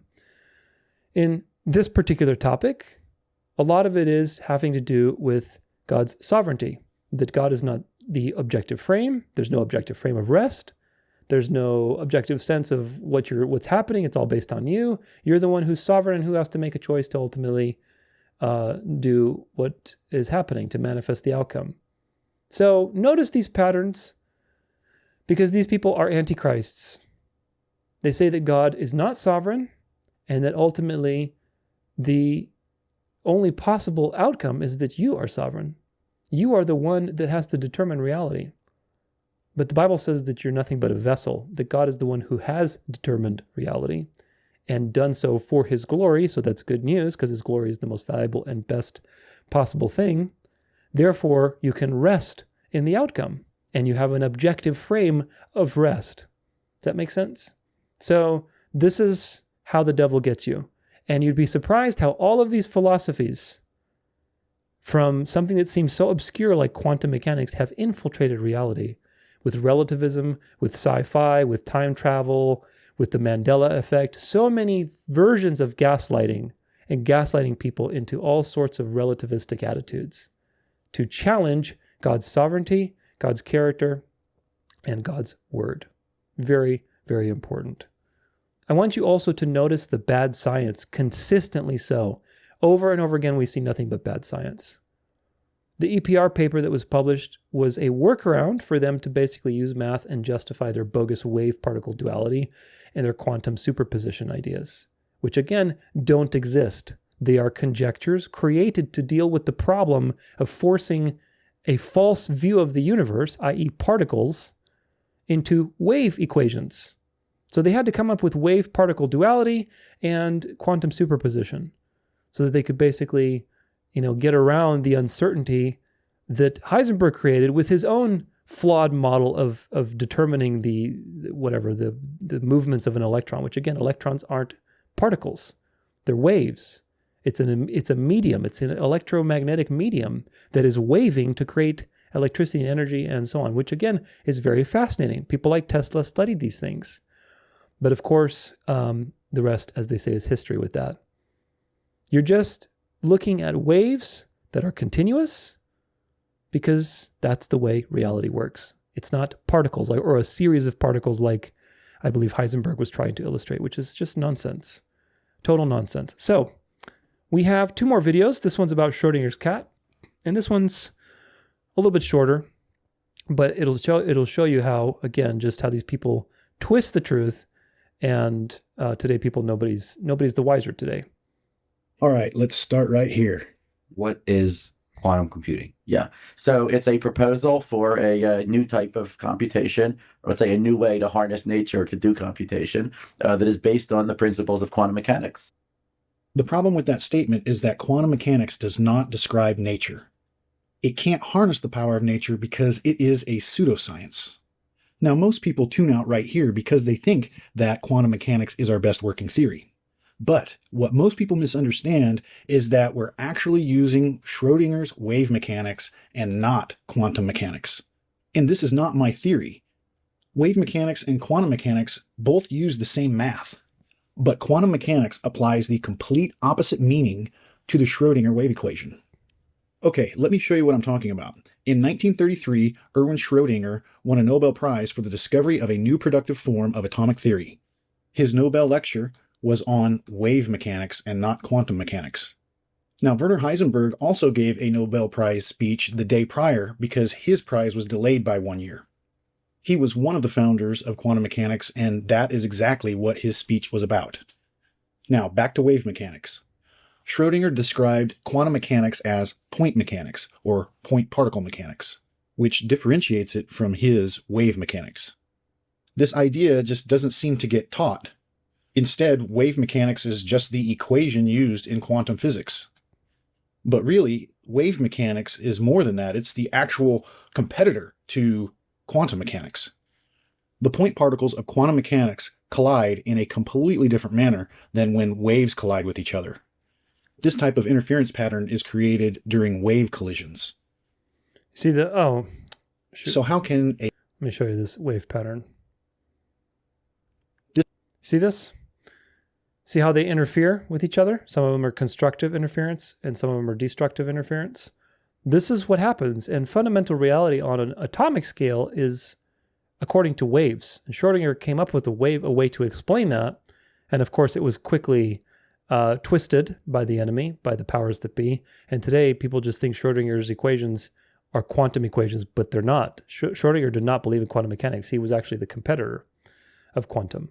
This type of interference pattern is created during wave collisions. So how can a wave-based physics and a point-based physics both be using a wave equation to describe nature? Okay, let's continue. Okay, so what does quantum mechanics say about the world? The physicists, I think, over the generations, convinced people that that is an unbelievably complicated question and, just give up on trying to understand it. A quick suggestion. Don't fall for this line by physicists saying that you're not going to be able to understand this stuff. Modern physics has made some very fundamental errors that adds to this idea of complexity and confusion. You don't have to believe me about this. You can test this out yourself. I can let you in, not being a physicist, I can let you in on a secret, which is that it becomes a lot simpler if you do what we do in quantum information theory and sort of take the physics out of it. You have to be careful with this because now you're taking a leap of faith and believing that the physicists are correct.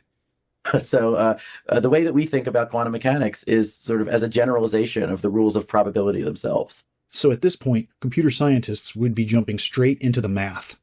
Instead, let's take a look at a common fairy tale that is told about quantum physics. Molecules, atoms and molecules, they operate using the laws of quantum mechanics, or by the laws of quantum mechanics. Us here have different sets of fundamental laws that allows us to kind of predict what we do, classical mechanics. And quantum mechanics and classical mechanics are very different. Okay, so let's debunk this idea that we need a specialized physics for the small worlds of molecules and atoms. We are going to look at Schrodinger's 4 lectures on wave mechanics from March 1928. He discusses this topic in the first lecture.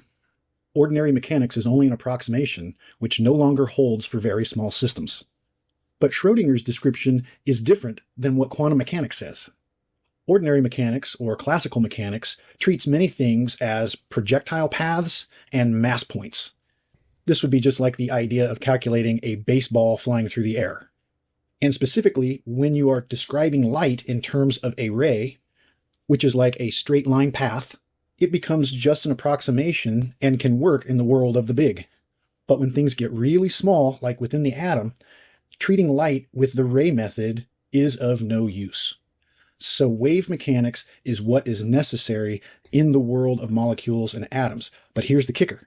Wave mechanics still uses classical wave physics.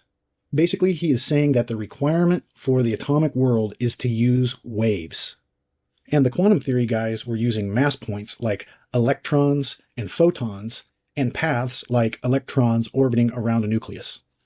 So the big difference here is how Schrodinger treated the electron. Quantum theory treated the electron as a particle moving along a path, and Schrodinger treated the electron as vibrational waves of a field of negative charge.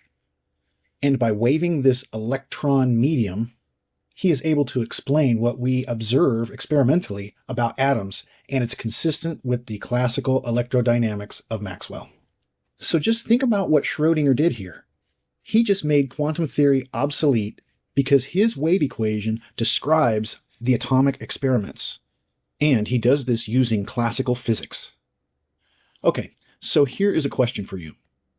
If Schrodinger reunified physics with the wave idea and the wave equation to prove all of the observables of the atom, wouldn't you think that Schrodinger's wave mechanics would deserve its own section on Wikipedia? I mean, at least get its own section on Wikipedia? Or maybe see some of Schrodinger's ideas in the mainstream physics videos. Instead, it seems to just get shuffled under quantum mechanics and quantum physics, which still keeps physics separated. And many times you might hear that Schrödinger's cat is a thought experiment that helps explain the Copenhagen interpretation of quantum mechanics. This is Schrödinger's 1935 paper where the actual Schrödinger's cat paradox comes from. Now, as I just showed you, Schrödinger has already explained away the need for any of these quantum mechanics or quantum theory type of explanations in physics. But they still persist, and Schrödinger is making fun of how quantum mechanics is using his wave mechanics equation. So using quantum mechanics, one can even set up quite ridiculous cases. And Schrödinger's cat is just one of those cases that he was describing to help you understand why quantum mechanics is ridiculous. You get that? We'll get back to this, but Schrödinger's cat, which everybody has heard about in some way or another when you talk about quantum mechanics, was an example that he put forward to basically criticize how ridiculous quantum theory is. The idea that there's a cat in a box and it could be dead or alive until you open it and you observe it, and then it collapses one of the two functions because those two states are superimposed. It's total nonsense. And of course, he was using that example to say, look, this is how stupid this theory of quantum mechanics is and quantum superstition, really. And today people say, oh, Schrödinger this, Schrödinger's cat, talks about quantum superposition. No, Schrödinger was commenting on how stupid quantum superposition is. So you see how they take something and they twist it, just like with Airy's failure, just like with Sagnacs experiments, Michelson-Morley. Same stuff, nothing new under the sun. So maybe something was lost in translation, but it seems like ludicrous would have been a stronger translation of this German word. And it's crazy to think that the popularity of Schrödinger's cat, it's just one little paragraph in this paper. I'd like to continue on with the current state of quantum computing. But if you don't understand what separated quantum physics from classical physics, you might be thinking that it's just one person's word against another. So I need to quickly run through what made quantum physics a separated physics. The separation of quantum physics from classical physics really gained steam with the introduction of the Bohr atomic model. Remember where he got that atom model? From the Greeks and from all the mystery planetary structures of Copernicus and Kepler and all that mystery religion coming to the forefront. That's where he got his planetary model. There was no observational evidence, no empirical testing, nothing. It was just a hypothesis. It's a mystery religion hypothesis. In 1913, Niels Bohr introduced his model of the atom, and his idea was that classical physics or classical electrodynamics was inadequate for describing the behavior of a system of atomic size. He based this idea on a previous atomic model that failed. And remember that Schrödinger's model of the atom uses classical or ordinary electrodynamics, which is the opposite of what Niels Bohr is saying. This is the first assumption that Niels makes that splits quantum physics from classical physics. It's the idea that the electron can orbit the nucleus but not radiate any energy. Since classical physics would not allow that to happen, he is going to file that assumption into this new physics called quantum physics. And these new quantum orbits are called stationary states. Now take this assumption of the stationary state and transition between these different stationary states. You get another feature of quantum physics that cannot be explained by classical physics. This is commonly known as the electron jumping between orbits or a quantum leap. Remember this one too, because this also has spiritual implications, the quantum leap. And this orbiting electron takes no time to jump through space. Let's look at this PhET simulation of the Bohr atomic model. The electron is orbiting in the non-radiating stationary state of quantum physics because classical physics would not allow this kind of perpetual motion to take place. Now, when we turn on the light source of white light, it is going to send particles of light at this hydrogen atom. When this electron particle gets hit by a light particle, it will jump orbits just like it did right there. This electron jump or quantum leap is another example of why quantum physics split from classical physics. So how do we know that any of these atomic model ideas have any validity at all? You use math to describe the ideas, and those answers should be pretty close to what we experimentally observe. And the Bohr model of the atom did a pretty good job at doing this. Let me give you a real quick example of how we would experimentally observe atoms. I will use the line spectra of hydrogen as my example. So you would electrify this tube that has hydrogen gas, and it's almost like a fluorescent lamp. You use a spectrometer tool to view this gas, and it gives you these bright bands. Each atom has a unique set of these bands of color called line spectra. And these are the unique spectral lines for hydrogen. Now, the math for the atomic model should properly predict each of these bands of color, and maybe even the brightness or intensity of the color. Also, how they are affected by strong magnetic or electric fields. So the Bohr model got some of this stuff right, but he had to use those non-classical assumptions that we now call quantum physics. Now, going back to Schrödinger's wave mechanics, his wave-based math was in complete agreement with these experiments. But there is a very major difference here. Schrödinger explained the atom without using the quantum conditions of stationary states or jumping electrons. In fact, he got rid of the electron particle itself and the orbital path that went around the nucleus. So now do you see how Erwin Schrödinger reunified physics by getting rid of the need of those quantum physics assumptions? Why doesn't wave mechanics get the publicity? And why do you always see Schrödinger's work get combined with its competitor? So the last part of the story has to do with I think we know why by this point. Werner Heisenberg and how we transition from quantum physics to quantum mechanics. And in 1926, Schrödinger writes this paper that shows that his wave mechanics and Heisenberg's matrix mechanics or quantum mechanics are getting the same answers. And remember that Schrödinger said that these quantum particles and their paths will not work in the world of the small. So how are they getting the same answers? And then we have to figure out the real difference between Schrödinger's wave mechanics and quantum mechanics. Schrödinger hated what Max Born said. Einstein hated it. But never mind, Max Born was right. Max Born said it represents probabilities. So why exactly was Max Born right and Schrödinger was wrong? Schrödinger cat experiment was a way of Schrödinger to try to say how ridiculous the probability interpretation was. Of course, it's not ridiculous, it's right. And in the next video, we will continue to understand why quantum mechanics is a pseudoscience, and we'll return to talking about the current state of quantum computing. So you just got to believe it. It's just right, and whether you agree with it or not, you just have to believe it, just like that clip with Neil deGrasse Tyson. So, conclusion, wave mechanics was hijacked by quantum mechanics. They took Schrödinger's equations, and nobody's the wiser. When you look up wave mechanics, you just see it as part of quantum mechanics today, but it's not. Wave mechanics by Schrödinger was the competitor to quantum mechanics.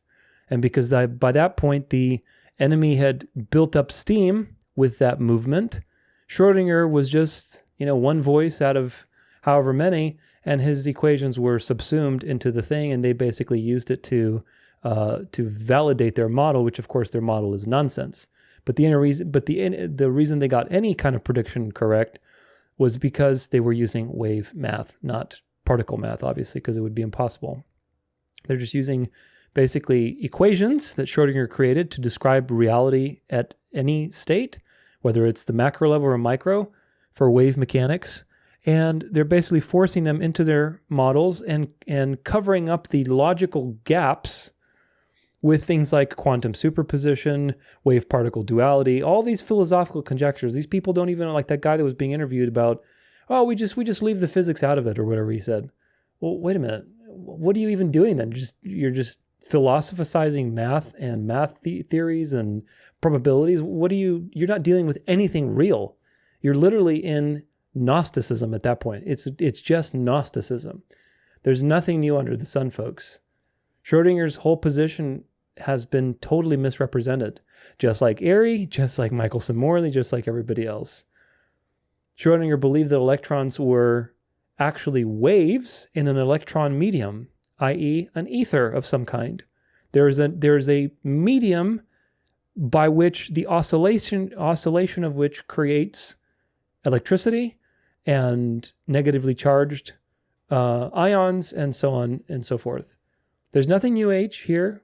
We live in an electromagnetic universe, and that universe is very fascinating, very interesting. It's very consistent. Notice again, one is the truth, which is that everything is consistent, right? God is consistent, so this is a reflection of him.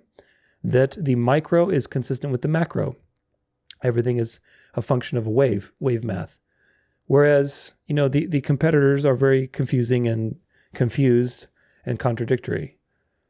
Remember Tesla and what he believed and what they did to him and everybody else as well. Schrodinger said that using wave equations is what works on a micro scale, not because the classical physics needed a quantum physics. Schrodinger, here's my point, because this is also being misrepresented. Schrodinger did not try to separate physics. He was just saying that for the micro level, it is what works is wave mechanics, wave math. But wave math is used at the macro level too. You can calculate the wave in the ocean just as much as you can calculate an electron medium fluctuating and creating, negative charge. So the point is that Schrodinger wasn't trying to split physics into two. In fact, if anything, he was unifying physics, and that's your theory of everything, is this wave, the wave math that unifies both the small and the big. But because by that point in time, Niels Bohr had already developed his planetary view of the atom, and Einstein had come with his photon idea, and Heisenberg's uncertainty principle, and all these Gnostics basically had developed the particle idea. They took Schrodinger's equations and they said, well, we have to have a different branch of physics. We have to fracture physics. Do you see the same tactic as before, where the enemy is fracturing something so he can integrate it again back at the end? And that's exactly what's happening today with quantum and magic and sorcery and quantum computing. It's just coming back together. Remember Nassim Haramein that we covered, where he's trying to basically relate everything to everything through quantum mechanics and quantum nonsense. This is the point. The enemy fractured physics where there is no fracture, so that, again, dark to light, problem, reaction, solution, so that he could bring it back to the mystery religion, where, of course, there is no fracture in physics. There's only one consistent way to understand reality, and, of course, that is through wave mechanics, and Schrodinger did that. Classical physics versus quantum physics is a false dialectic. It is a dialectic, and a lot of people believe that there is a dialectic there, but that is not true. There's only one physics. It's classical physics. And of course, for small things, you use wave mechanics. For big things, it's in certain cases, you use paths and rays and mass points and point particle, point physics.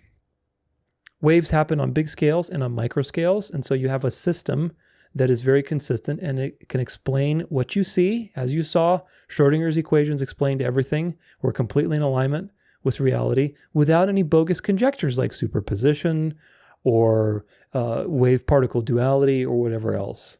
Nonsense. It is completely in alignment with reality.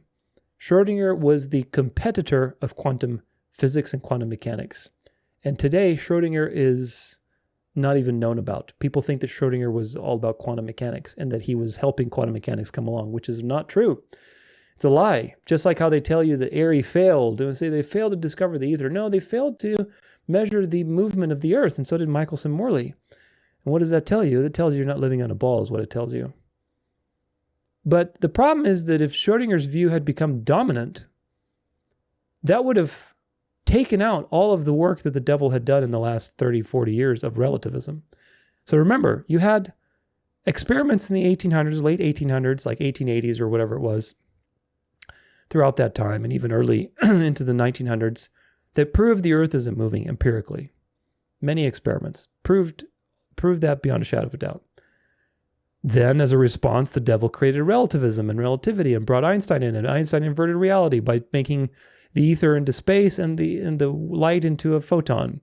Then you had Werner Heisenberg and having his uncertainty and all this relativism. So that was like, a strike, right? A strike from the devil. And then you had Erwin Schrödinger that came in and basically figured out, well, it's all waves.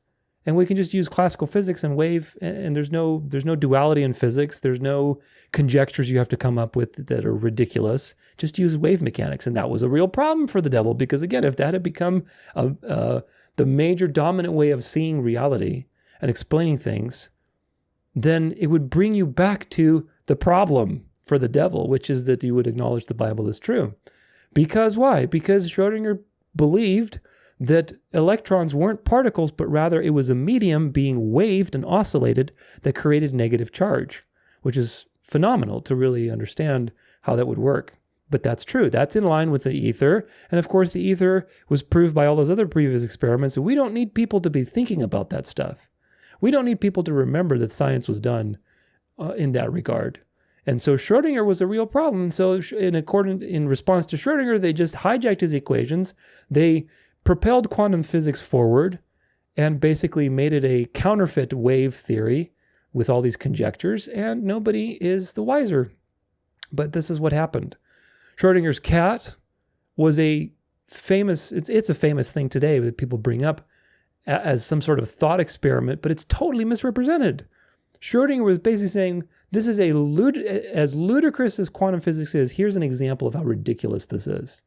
It would be as if you had a dead cat and a live cat in superposition, and you could only understand if it was dead or alive if you opened the box to observe it. That's an example by Schrodinger of how ridiculous quantum mechanics is.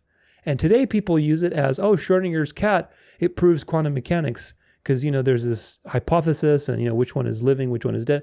This is nonsense. It's totally misrepresented, as usual. But this is the problem, folks. It was a parody, and they turned it into a proof. And it's not a proof of anything. It's a parody.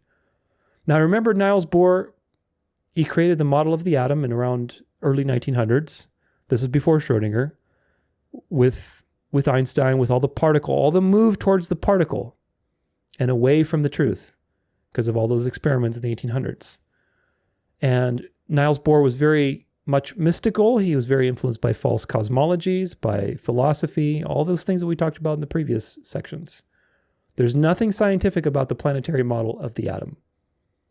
Again, when we were indoctrinated as kids, looking at our chemistry books and saying, okay, here's the atom and here's the electron shell and it's orbiting around, just, kind of like this, the planets orbit around the sun, right? That is their model of everything, because they need to justify this model for all of the ecumenical deception to bring the world under the beast. They need to justify this model. And so Niels Bohr's model is nonsense. It's not based on reality. And the only reason that it was able to do any kind of successive prediction is because he was using wave mechanics. Because, at the micro level, it's waves.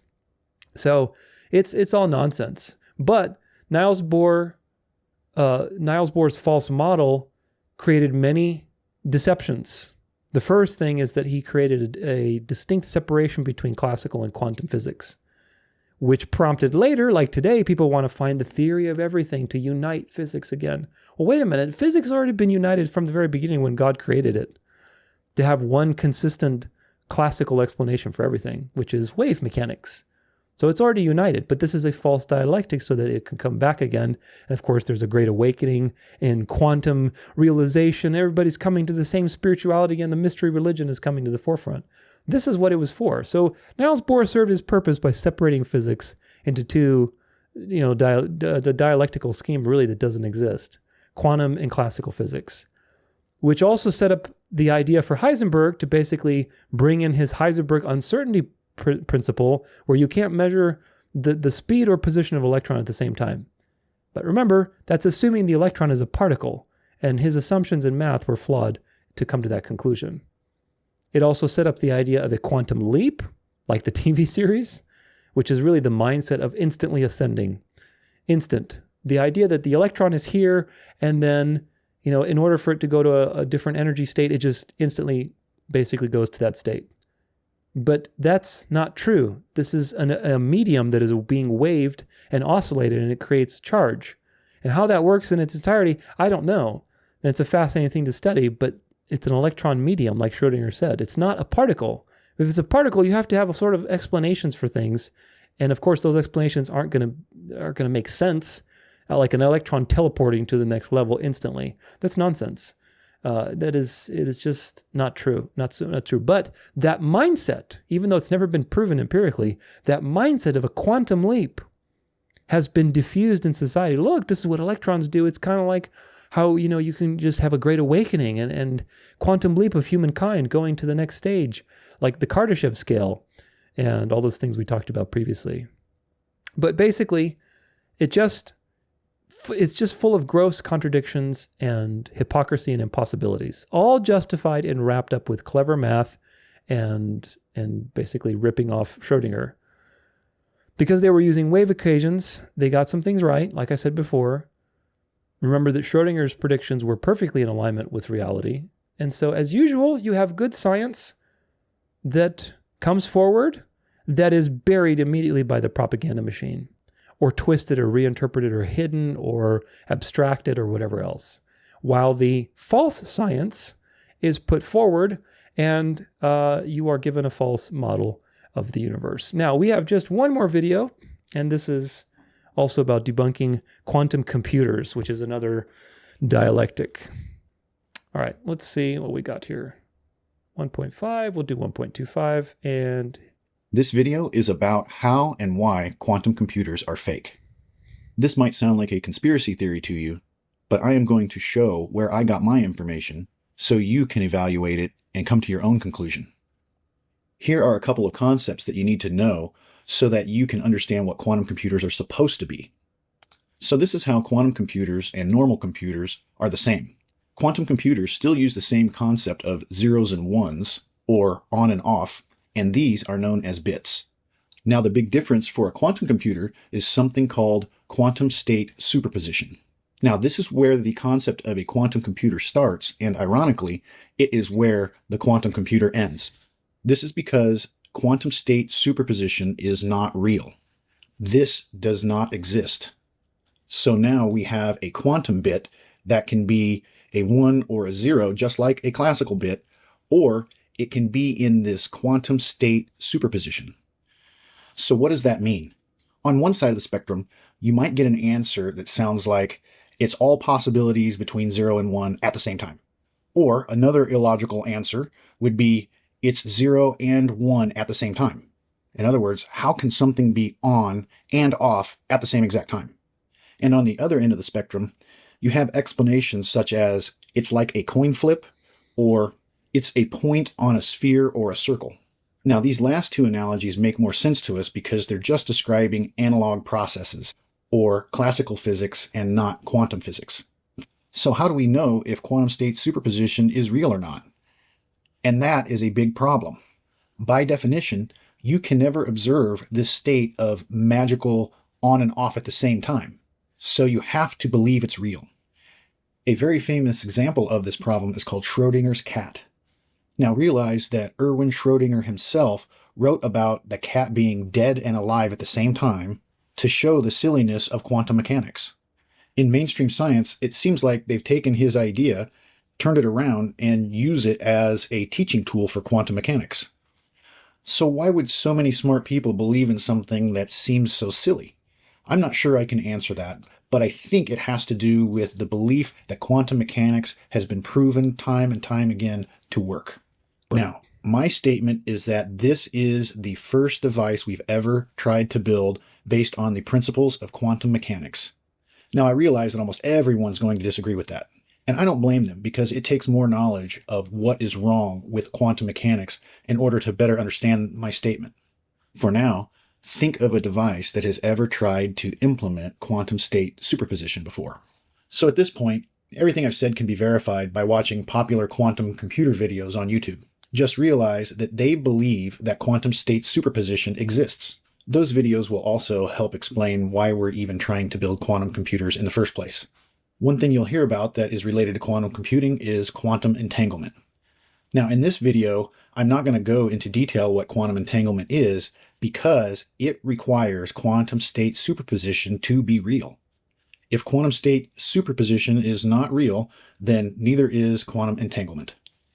And finally, you might hear that we've already achieved quantum state superposition and quantum entanglement using photon particles. The big problem with photon particles is that there is no definition that exists for a single photon particle. So if this sentence right here doesn't make any sense to you, then what I can do is refer you to another video I did that will go into more detail and explain what is wrong with the photon particle. This is the video that is on my channel that goes into more detail about why the photon particle is incorrect. But this is not a prerequisite for understanding the rest of this video.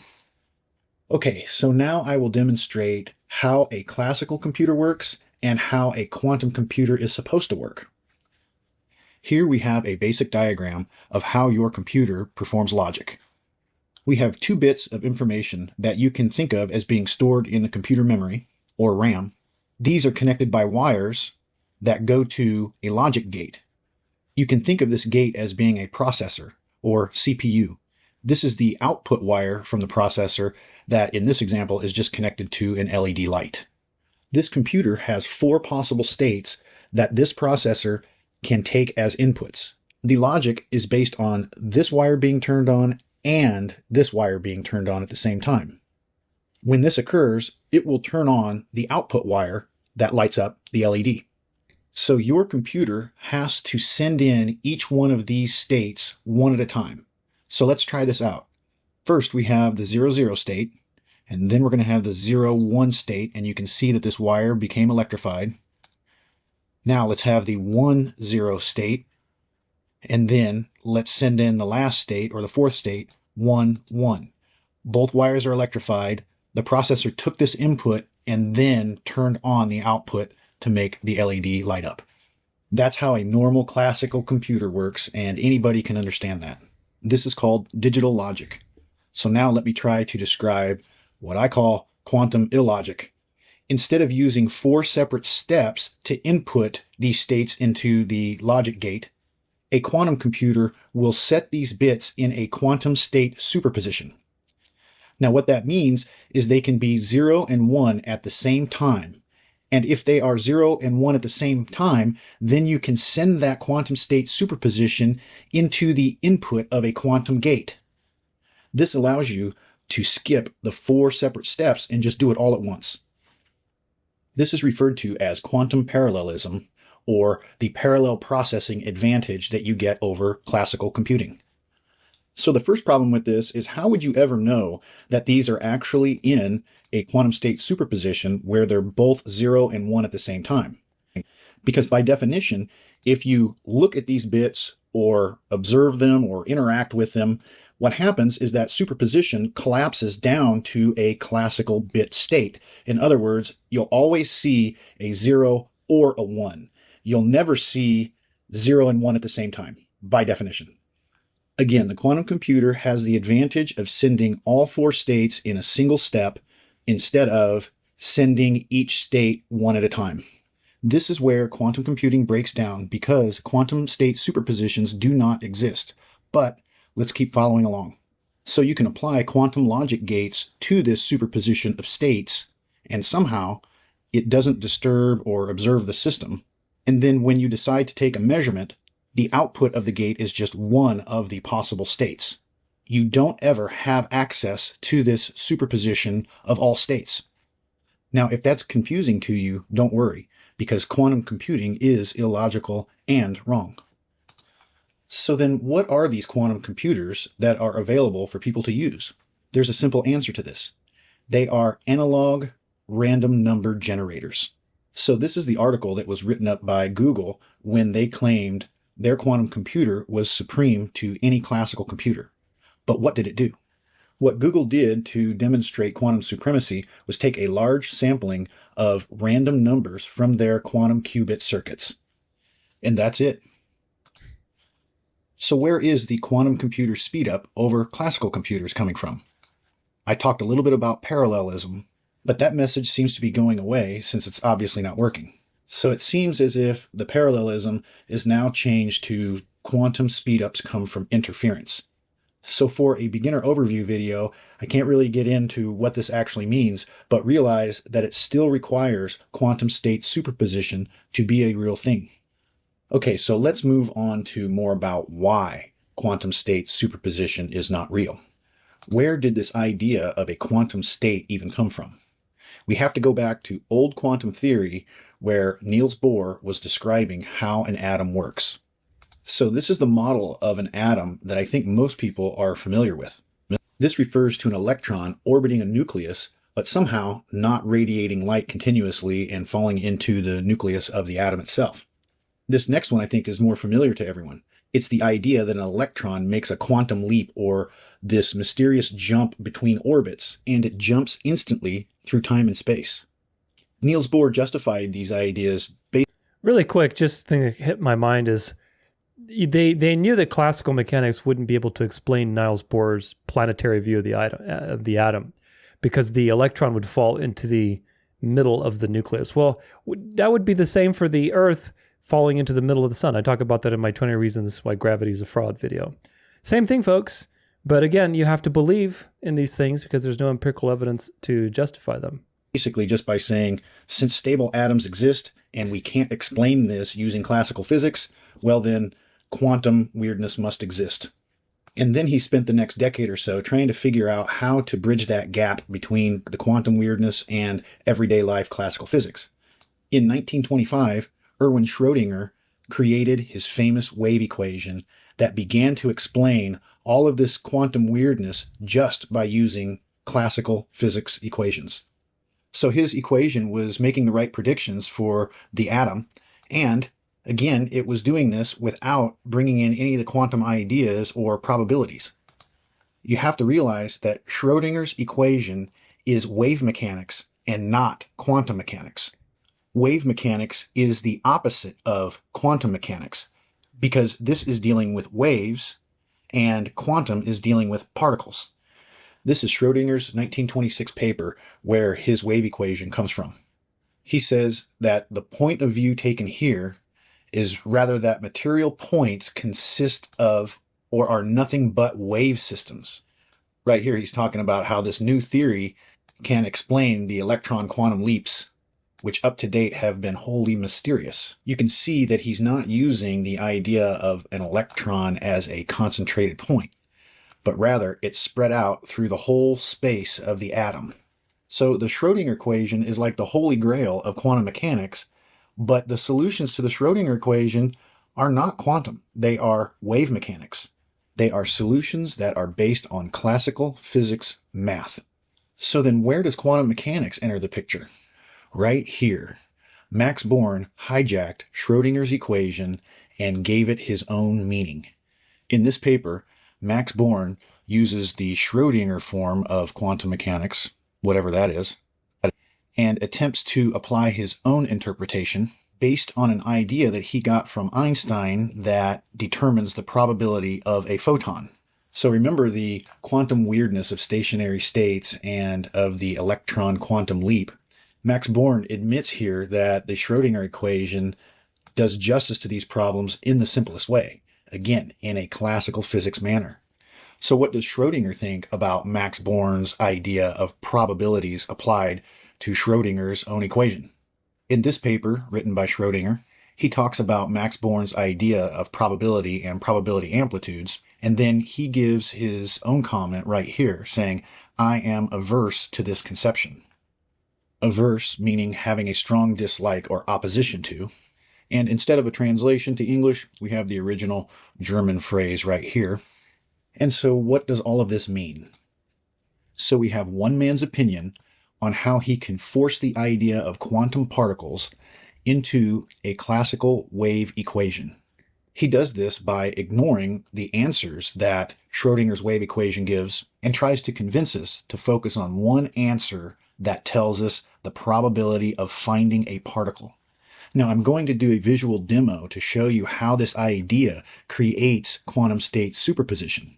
But right now, I want to show you another Max Born paper. It's just the preliminary version of the one I just showed you. I'm trying to point out how quantum computers and quantum mechanics both depend on this man's opinion.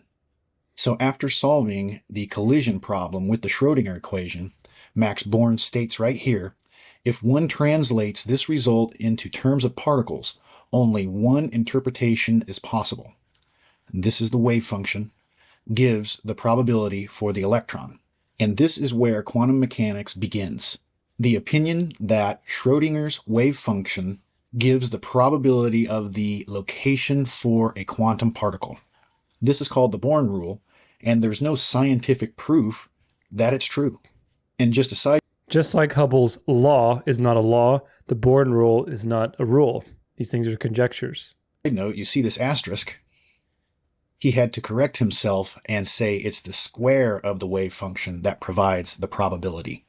And one last note, Max Born wants to give another opinion and let you know that he himself is inclined to give up determinism in the world of atoms.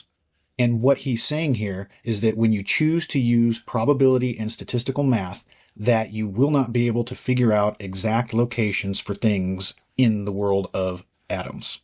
Okay, so let's do a visual demonstration of quantum state superposition and tie together all of this talking. So here we have a PhET simulation of waves. Schrödinger's equation describes wave systems, so I'm going to send a single pulse down the line, and then a second one. I'm going to pause it right here and explain. I have a reference line set up here so you can see the height or the amplitude of these waves, and then I can step them together and show you the constructive interference that occurs when two waves hit each other. At this point in time, we have a superposition of waves, and you can just think of this as waves of water.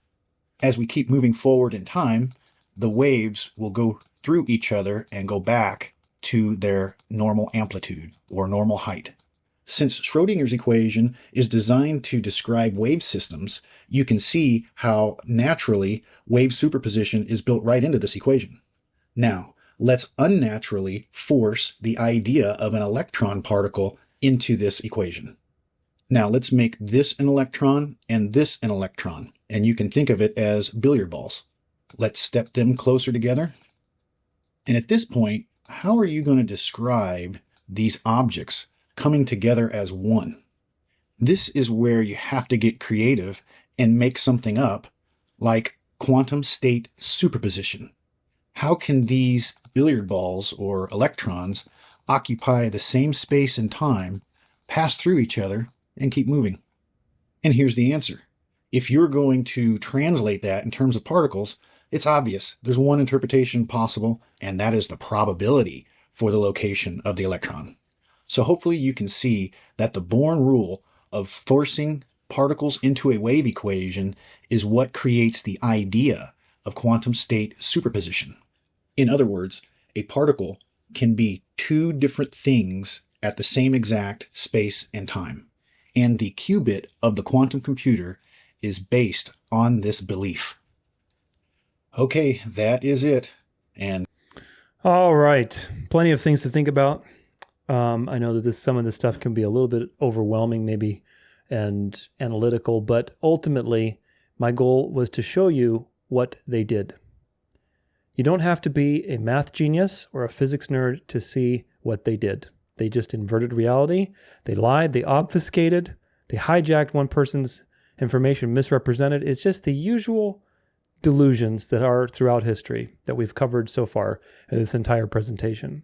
Remember Einstein's special relativity, where he created two from one? One situation turns into two, where basically both are true. And of course, that's nonsense because either one is right or the other is right. And that translated into other things like what we just saw with quantum superposition and quantum computing. It's all the same reality. And ultimately what it does is it forces you to create a mystical explanation because it's not true. Things cannot superimpose upon each other. Waves can because they're waves, but objects can't do that. And you're treating objects basically like spiritual things that are, not governed by the laws of the physical world. And so what it does is it brings a spiritism and a mysticism to the atomic world and treating the atomic world like billiard balls, but really billiard balls that behave like ghosts, which is just really, really strange. And of course, it's mystical. Einstein's relativity and nonsense and Niels Bohr's planetary view of the atom inspired Max Born to hijack Schrödinger's equations and basically misinterpret them. You saw how he's writing, Schrödinger's quantum view. Like Schrödinger was against quantum mechanics, but they appropriated it for themselves. Niels Bohr had the original mystical planetary view of the atom, And then, of course, the quantum mystics after him forced Schrodinger's equations into that model instead of abandoning what they believed in and saying, we've been wrong about this. Schrodinger actually explained it. Of course, they would never do that. And nobody has the wiser. As a result of that, people think that Schrodinger was quantum related, that he was part of the quantum movement, and that quantum mechanics is proven and that it works and so on and so forth, whereas the opposite is true. Quantum mechanics is a delusion. And of course, like all delusions that the enemy has created, it has a very important purpose. Today, people in physics are very indoctrinated and sadly confused. I remember, again, my friend who got his doctorate in physics would tell me that the classes that he would attend for physics, they would get like an average of, 30% on their test or something. And of course, to avoid failing the whole class, the teacher would basically curve the test every single time. And the highest I remember was 50% or something like that. So basically, what does that tell you? That tells you that people who are in these programs, they're so confused, they're so bombarded with confusing information and math, and I remember all the physics students that I knew because of my friend at the time when we were at school, they were so stressed out. They would spend hours and hours pouring through these confusing things and racking their brains. And of course, everybody's just confused. And that's the point. By the time they graduate and they're indoctrinated with this stuff, nobody knows left from right. It's all probabilities and math and philosophy. You're really just getting a degree in philosophy and Gnostic philosophy dressed up in mathematics because nobody knows what's up or down. Now, as far as quantum computing is nonsense. That is one of the reasons why I spent time debunking this quantum stuff and quantum sorcery, because really quantum computing is a product of this deception. It's never going to happen because it's impossible. It's based on several conjectures. One of them is that quantum superposition exists when it doesn't exist. There's no such thing as particles, and even if there were, those particles could not superimpose on one another. And of course, the model of the electron and the photon is wrong. Those things aren't particles, they're mediums that are waved and oscillated like the ether. And so this whole thing with quantum supremacy to me is just another PR stunt. It's really just powerful random number generators, and it's all just being marketed to you as like, oh, quantum supremacy has been reached, just like the moon landing, just like Mars. Look, there's nothing new, folks. It's just the more you learn about this stuff, you're like, man, is there anything real in this world? Of course, the world is real, but I mean, is there anything true? And of course, the answer is yes. The Bible is true, and that's about it. Other than that, you realize more and more that you are surrounded by smoke and mirrors and lies and just confusion and deception.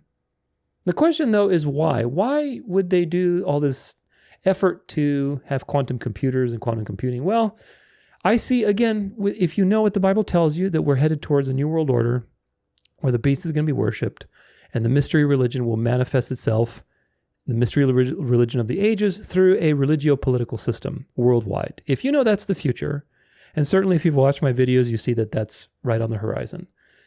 If that's the future, then how does all of this fit into that future? That's how you got to think. And there's a lot of explanations. One of them is to advance the mystery religion ideas to the forefront. The ideas of quantum mechanics have impacted the New Age, have impacted TV, the quantum leap, transhumanism, all of these ideas that we have today, really, they're just variations of the forbidden fruit. Remember, every lie that the devil has an expiration date on it, so he has to constantly repackage it. But once you see the lie, you're like, hey, wait a minute, you're just repackaging it. Oh, there it is again. There it is again. So this is just another way to advance the mystery religion forward, again, to separate physics and then bring it back together under modern alchemy and modern sorcery, really is what it is. As you saw in that first article we looked at today with quantum magic or whatever. Another option or another thread I see is it's kind of like nuclear weapons 2.0. Again, I'm going to say this, nukes don't exist. Everything I've looked at into them is very convincing that this has just been another deception, another dialectic, another problem reaction solution. Like the Cold War was basically this threat over your head. There's always a threat. There's only the threat, whether it's asteroids or climate change or Cold War or World War III or nuclear weapons, there's always something to push you with the threat of death towards the ultimate solution. The Cold War was the threat of World War III, which of course necessitated world peace. And this is the same thing today, even with this Ukraine war. They're throwing around the idea, oh, Vladimir Putin might use nuclear weapons. Watch out, the nukes are coming after you. We don't want to have nuclear weapons. We need to have peace. This is the dialectic. So nuclear weapons don't exist. If you look into Hiroshima and what's the other one? Nagasaki, I think. They bombed the crumb out of them. Sure, they bombed them quite a bit.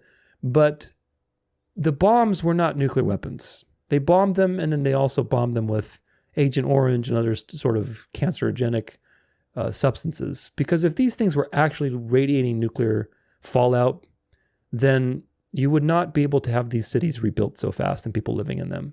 So what you've been told about nuclear weapons is false. I'm not going to spend much time on that.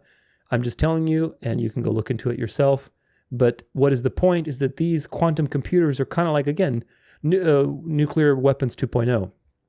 When you combine them with AI, because AI and quantum are very big right now, we need quantum computers so we can do AI, and then you have the threat of AI is going to take over, and it's going to take over our lives, and it's going to kill us, and you have this threat that we need to have some sort of moral authority to rein it all in. I talked about how the Pope, for the first time, this 2024, was invited to, the G7 conference for the first time in history, where he speaks on the ethical use of AI. So again, all of these things are being reined into Satan's throne, which is the beast.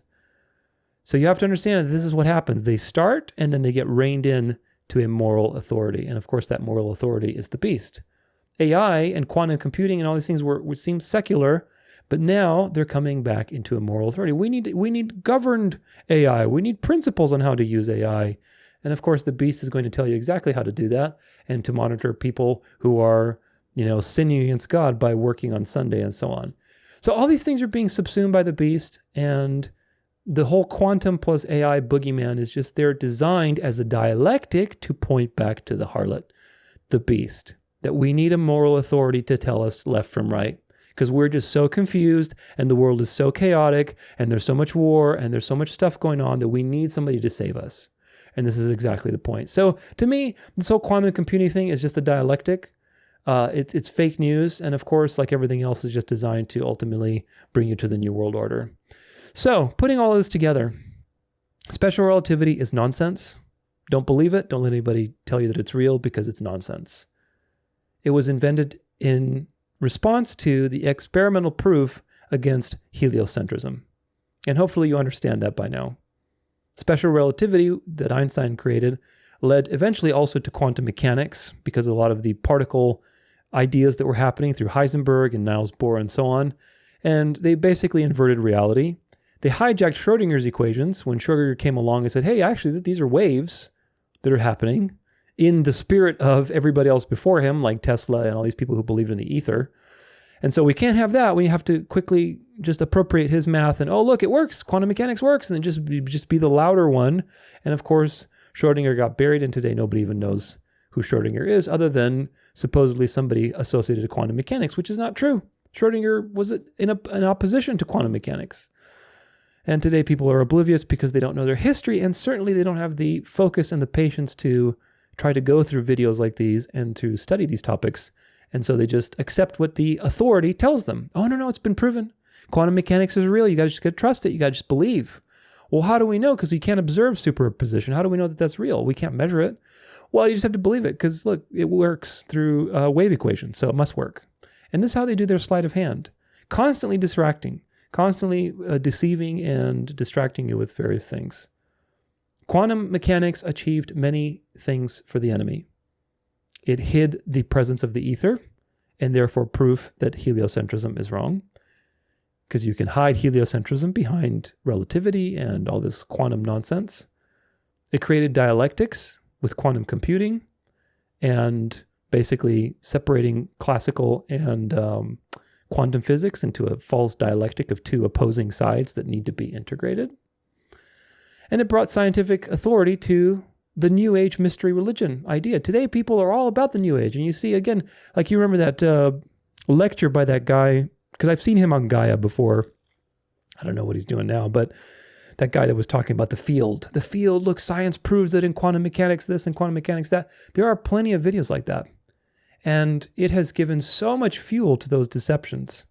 And because science appears as this valid authority that's, not objective, it's not religious, you can trust science. See how clever they are?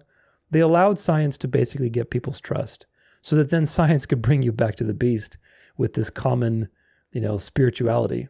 And people now say, oh, well, I guess if science says it, then maybe the New Agers are right. Maybe you can manifest your reality if you do all these things.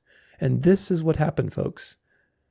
Quantum anything or special relativity is wrong, it's nonsensical, and ultimately it's sorcery, it's mysticism. It's the mystical religion of the ages coming through all pores of society. The state through the NAR movement, religion through the charismatic movement, science through quantum nonsense. Everywhere you go, the echo chamber is forming around you. And that echo chamber is ready to worship the beast. We're not quite there yet, as of the time of this video, but we're on our way and we're very close. Closer than history has ever been. And so be wise. Don't be deceived by these things. Don't be discouraged if you don't understand all this stuff. You just have to realize that these things are fake news and that they deceive the world with fake math and conjectures and philosophy and real science that proves that we're not spinning on a ball in space was either misinterpreted or hid or hijacked in some way. So now that you know all this stuff, it's time to highlight one more nefarious actor in our heliocentric conspiracy, and that, of course, is NASA.